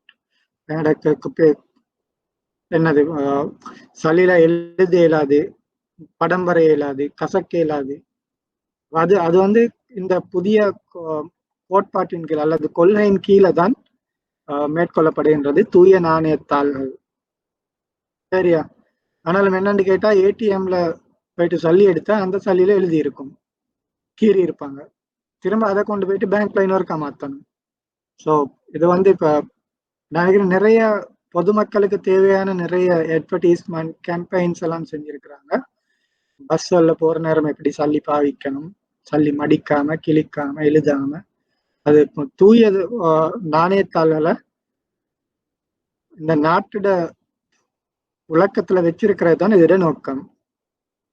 இன்னொரு கோஃபங்க்ஷன் மைய தொழிற்பாடு என்னன்னு கேட்டா, பொருளாதார தரவுகளையும் புள்ளி விவரங்களையும் தொகுத்தல், பரப்புதல் மற்றும் பகுப்பாய்வு செய்தல், ஸ்டாட்டிஸ்டிக். உங்களுக்கு தெரியும், இலங்கையில காணப்படக்கூடிய நிறைய ஸ்டாட்டிஸ்டிக் புள்ளி விவரங்கள் இலங்கை மத்திய வங்கியால தான் வெளியிடப்படுகின்றது. அப்ப அந்த புள்ளி விவரங்களை சேகரிக்கணும், அதை தொகுப்பாய்வு செய்யணும், அப்புறம் அதை பிரிண்ட் பண்ணி அதை விநியோகிக்கணும். அது போன்ற எல்லா தொழிற்பாடும் மத்திய வங்கியில ஒரு தொழிற்பாடாக காணப்படுகின்றது.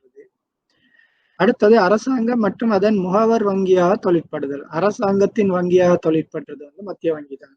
அரசாங்கத்துக்கு தேவையான கடன்களை கொடுக்கிறது, அரசாங்கத்திட பிணை பத்திரங்கள் பிரைமரி டீலர் மூலம் மேற்கொள்றது. அப்ப வங்கிகளின் வங்கியா மத்திய வங்கி தொழிற்படுது. அதே நேரம் அரசாங்கத்தின் வங்கியாகவும் மத்திய வங்கி தான் தொழிற்படுகின்றது. இவைதான் மத்திய வங்கியுடைய மைய தொழிற்பாடு, கோஃபங்க்ஷன் என்றது. அடுத்தது முகவர் தொழிற்பாடுகள். இது ஏஜென்சி ஃபங்க்ஷன் என்று சொல்றது. அரச படுகடனின் முகாமைத்துவம். அரசாங்கம் கடன் வாங்கும். இப்ப இலங்கையை பொறுத்தவரையில் நாங்க மற்ற எல்லா நாட்டிலிருந்தும் கடன் வாங்கியிருக்கிறோம். இலங்கை கடன் வாங்காத நாடே இல்லைன்னு சொல்லலாம். அப்ப அந்த வாங்குற கடன்களை வாங்குறது, அவற்றை திருப்பி செலுத்துறது, அந்த கடன்களுக்கான வட்டியை செலுத்துறது, அதெல்லாம் அரசாங்கத்தின் சார்பாக மத்திய வங்கி தான் மேற்கொள்கின்றது. அரசாங்கத்திட கடன்களை, படுகடன்களை முகாமைத்துவம் செய்யறது மத்திய வங்கியின் ஒரு முகவர் தொழிற்பாடு, ஏஜென்சி தொழிற்பாடு. அடுத்து வெளிநாட்டு செலாவணி முகாமைத்துவம், ஃபாரின் எக்ஸ்சேஞ்ச் மேனேஜ்மெண்ட் என்று சொல்றேன், அதுவும் ஒரு முகவர் தொழிற்பாடு. அடுத்தது ஊழியர் சேமலாப நிதியம், இபிஎஃப், எம்ப்ளாயி ப்ரொவிடென்ட் ஃபண்ட், அதை முகாமைத்துவம் செய்தல், கட்டுப்படுத்துதலும் மத்திய வங்கியுடைய ஒரு முகவர் தொழிற்பாடு. அடுத்தது பிரதேச அபிவிருத்தி, ரீஜனல் டெவலப்மெண்ட், அதுக்கு தேவையான நிதிகளை வழங்குறது. உங்களுக்கு தெரியும், நிறைய ரீஃபைனான்ஸ் ஸ்கீம் மத்திய வங்கியால வழங்கப்படுகின்றது. மீள் நிதியிடல் வசதிகள் என்று சொல்றது, அது ரீஃபைனான்ஸ் ஸ்கீம். அதெல்லாம் அநேகமா பிரதேச அபிவிருத்தியை அடிப்படையாக கொண்டுதான் அந்த ரீஃபைனான்ஸ் லோன் அல்லது ஸ்கீம்ஸ்கள் வழங்கப்படுகின்றது. அடுத்த இன்னொரு தொழிற்பாடு தான் பணம் தூயதாக்கல் அப்படின்னு சொல்ற மணி லாண்டரிங் மற்றும் பயங்கரவாத நிதியிடல், டெரரிஸ்ட் ஃபைனான்சிங் என்று சொல்றது. அவற்றை கண்டுபிடிக்கிறது, அதுக்கு எதிரான சட்ட நடவடிக்கை எடுக்கிறது, அதுவும் மத்திய வங்கியுடைய தொழிற்பாடு. Money laundering and terrorist financing. அவற்றை கண்டுபிடிக்க வேணும், அதுக்கு தேவையான சட்ட நடவடிக்கை எடுக்கணும். அதுவும் ஒரு முகவர் தொழிற்பாட மத்திய வங்கி மேற்கொள்கின்றது. நீங்க இதுல தெரிஞ்சிருக்க வேண்டியது மத்திய வங்கியை பொறுத்தவரையில இந்த பாடத்துக்கு மத்திய வங்கியை பத்தி டீட்டெயிலா இன்னொரு சப்ஜெக்ட் இருக்கும். அப்ப இந்த கமர்ஷியல் பேங்கிங்கை பொறுத்தவரையில மத்திய வங்கியை பத்தி நீங்க தெரிஞ்சிருக்க வேண்டியது மத்திய வங்கியுடைய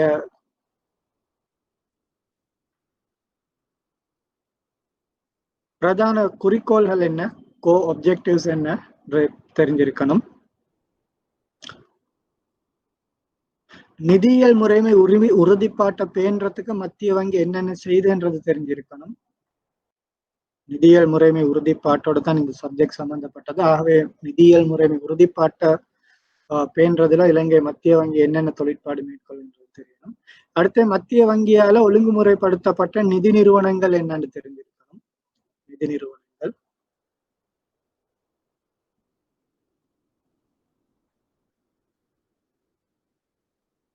அடுத்து நிதியியல் முறைமை மேற்பார்வை, அது எவ்வாறு மேற்கொள்ளப்படுகின்றது, உரிமம் வழங்கல், இந்த தொழிற்பாடுகள் தெரிஞ்சிருக்கணும். கொடுப்பனவு தீர்ப்பனவு தொடர்பான தொழிற்பாடுகள் வங்கி கமர்ஷியல் பேங்கிங்கோட சம்பந்தப்பட்டது, அதை பற்றி தெரிஞ்சிருக்கணும். அவ்வளவு தெரிஞ்சிருந்தா போதும் இந்த சப்ஜெக்டை பொறுத்தவரையில. அடுத்தது என்னோட மெயின் டாபிக் பேங்கிங், வங்கித்துறை. இப்போ உரிமம் பெற்ற இலங்கையை பொறுத்தவரையில உரிமம் பெற்ற வணிக வங்கிகள், சிறப்பு இயல்பு வாய்ந்த வங்கிகள் பிரதான ரெண்டு வகையான வங்கிகள் காணப்படுகின்றது. இதுல என்னோட நிதியியல் முறைமையில ஆதிக்கம் செலுத்துறது வணிக வங்கிகள், கமர்ஷியல் பேங்க்ஸ் தான் நிதியியல் முறைமையில உயர்ந்த பங்களிப்பை கொண்டுள்ளது. நான் அன்னைக்கு சொன்ன 160% பங்களிப்பு கமர்ஷியல் பேங்க் மூலமா தான் வருது. அதே நேரம் கமர்ஷியல் பேங்க்ஸ் தான் இலங்கை பொருளாதாரத்துல பணப்புழக்கத்தை, அதாவது மணி கிரியேஷன்லையும் ஈடுபடுது. லைசன்ஸ் ஸ்பெஷலைஸ்ட் பேங்கால மணி கிரியேஷன் செய்ய முடியாது. கமர்ஷியல் பேங்குக்கு மட்டும்தான் ஒரு பொருளாதாரத்துல பணப்புழக்கத்தை அல்லது மணி கிரியேஷன், பண உருவாக்கத்தை மேற்கொள்ள முடியும்.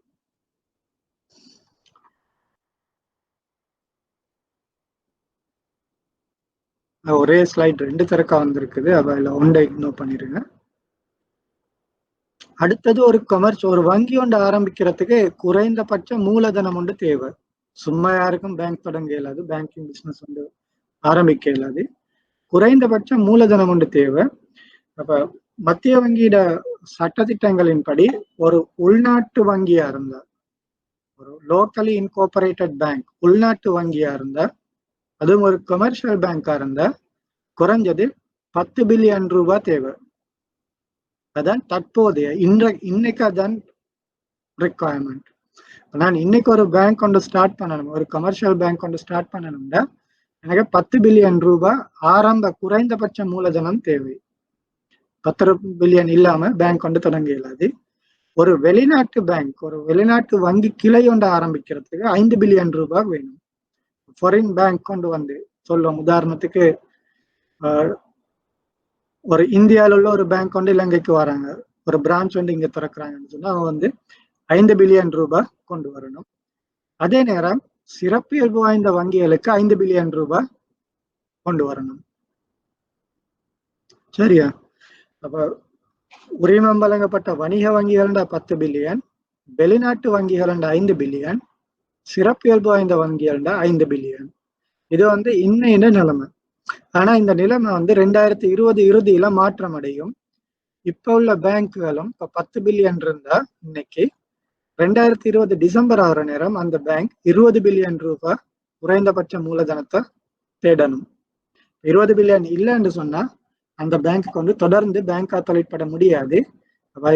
இன்னொரு வங்கியோட கூட்டிணைக்கப்படும், மர்ஜர்ஸ், இன்னொரு வங்கியோட கூட்டிணைக்கப்படும். இதுவரையில கிட்டத்தட்ட ஒரு 2-3 வங்கிகள் எங்களை சென்ட்ரல் பேங்கை பொறுத்தவரையில எங்களோட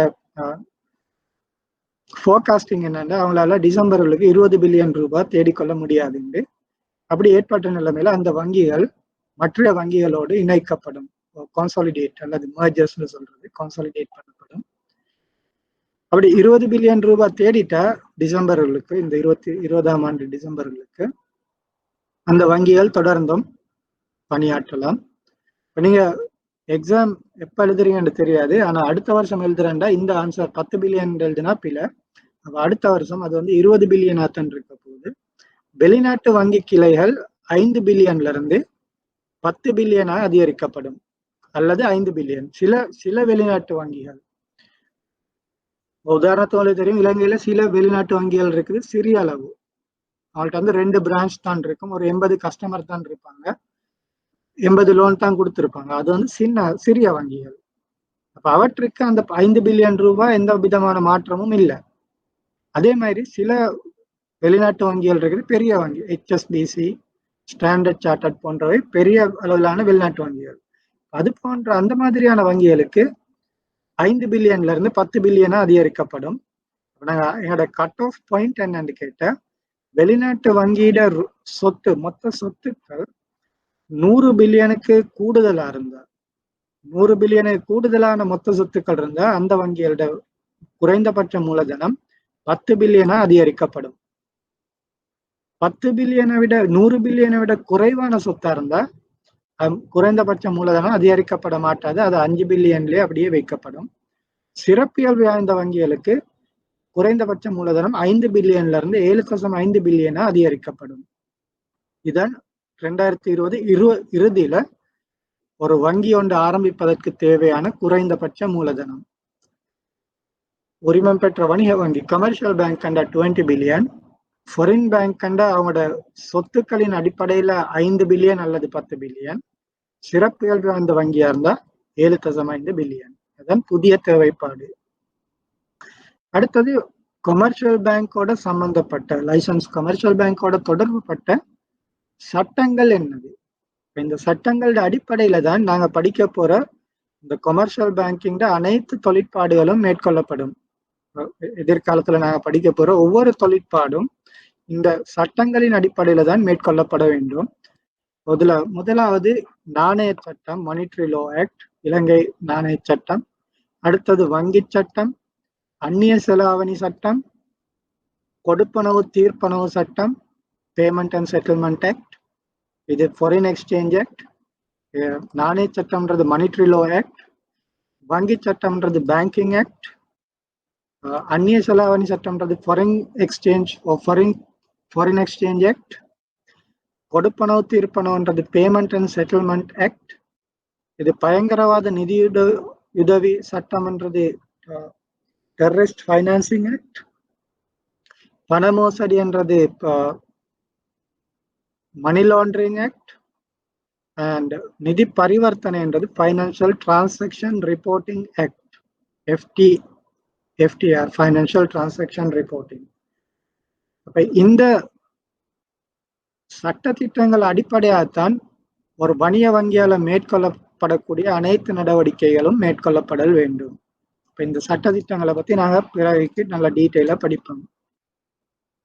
அடுத்தது ஒரு வணிக வங்கி, இலங்கையில காணப்படக்கூடிய வணிக வங்கியுடைய தொழிற்பாடுகள் என்னென்ன வகையான தொழிற்பாடுகளை வணிக வங்கிகள் செய்கின்றன?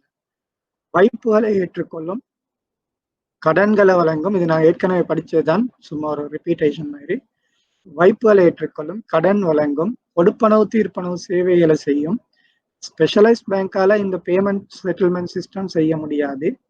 நீங்க RTGS பேமெண்ட் ஒன்று வெளிநாட்டுக்கு அனுப்புறேன்டா ஒரு கமர்ஷியல் பேங்க் கிட்ட தான் போகணும். பணப்பரிமாற்றங்கள் இதுவும் சல்லி அனுப்புற எடுக்கிற எல்லாம் செய்யலாம். சர்வதேச ஏற்றுமதி இறக்குமதி தொடர்பான கொடுக்கல் வாங்கல்கள், LCs, பேங்க் கேரண்டீஸ், அவையும் வணிக வங்கிகள் மாத்திரமே செய்யும். அதற்கு மேலதிகமாக தேவையான ஃபைனான்சியல் அட்வைசர்ஸ் கொடுப்பாங்க, லீசிங் குத்தகை லீசிங் ஃபெசிலிட்டிஸ் கொடுப்பாங்க, அடகு சேவை போனிங் பிஸ்னஸ் செய்வாங்க. அதே நேரம் சில வணிக வங்கிகள் இஸ்லாமிய வங்கி சேவை கொடுக்கும். அடுத்தது புதிய ட்ரெண்ட், ட்ரெண்ட் என்னன்னு கேட்ட, எல்லா வங்கிகளுமே டிஜிட்டல் பேங்கிங், டிஜிட்டல் வங்கி சேவை நோக்கித்தான் நகர்ந்து கொண்டிருக்கின்றது. அவையோட இந்த சப்ஜெக்ட்ல நான் படிக்க போறதுல அதிகமானது இந்த டிஜிட்டல் வங்கி சேவையோட தொடர்புப்பட்டதா தான் இருக்கும். இப்ப எல்லா பேங்கிங் டிரான்சாக்சனும் அதிகமா டிஜிட்டல் பேங்கிங் சர்வீஸா தான் வழங்கப்படுகின்றது. இதோட சாராம்சம் என்னன்னு கேட்டா, பழைய காலத்துல இப்ப இந்த படிச்சதுல சாராம்சம், பழைய காலத்துல கோவில்கள் தான் வங்கிகளா தொழிற்பட்டன. இன்னைக்கு அந்த அந்த கோவில்கள் அல்லது ஆலயங்கள்ன்ற நிலைமையில இருந்து ஒரு பெரிய அளவு முன்னேற்றம் அடைந்து இந்த வங்கி தொழில் இன்னைக்கு நடக்குது. ஆனாலும் அந்த வங்கியுடைய அடிப்படை கோட்பாடுகள் இன்னும் மாறல. நான் ஏற்கனவே சொன்னேன், கோல்ட்ஸ்மித்ஸ் இன்ட்ரோடியூஸ் பண்ண அந்த கான்செப்ட்ஸ் அது இன்னுமே மாறல. அதே கான்செப்ட், அதே கோட்பாட்டின் அடிப்படையில தான் இன்னைக்கும் வங்கி தொழில் நடைபெறுகின்றது. அதே நேரம் இன்னைக்கும் கூட எவ்வளவு வங்கி தொழில் முன்னேற்றம் அடைந்திருந்தாலும் அடிப்படை தொழிற்பாடு கடன் வழங்குறதும் வைப்புகளை ஏற்றுக்கொள்றதும் டிபாசிட் எடுக்கிறதும் கடன் கொடுக்கறதும் தான் ஒரு வங்கியுடைய அடிப்படை தொழிற்பாடா இன்ன வரைக்கும் இருக்குது. அது கோல்ட்ஸ்மித் காலத்துல தொடங்கி இன்று வரைக்குமே அந்த அடிப்படை இன்னும் மாறாமல் தான் இருக்கின்றது. இணையதளம் வங்கிகள் வந்தாலும் கூட இந்த முதன்மை செயற்பாடுகள் எதிர்காலத்திலையும் மாறாமல் இருக்கும். எவ்வளவுதான் டிஜிட்டல் பேங்கிங் வந்தாலும் அந்த பேசிக் கான்செப்ட் எதிர்காலத்திலையும் கூட மாறாமல் இருக்க போகுது. அதான் இன்றைய டாபிக் சாராம்சம். ஏதாவது டவுட் இருக்கா?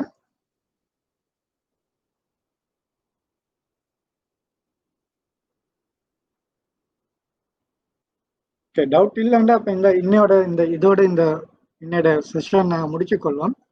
அடுத்த கிழமை நாங்கள் பேங்கிங் டிரான்சாக்ஷன், அதாவது லோன் அல்லது ஏதாவது ஒரு தொழிற்பாடை பத்தி டீட்டெயிலா படிப்போம். நன்றி.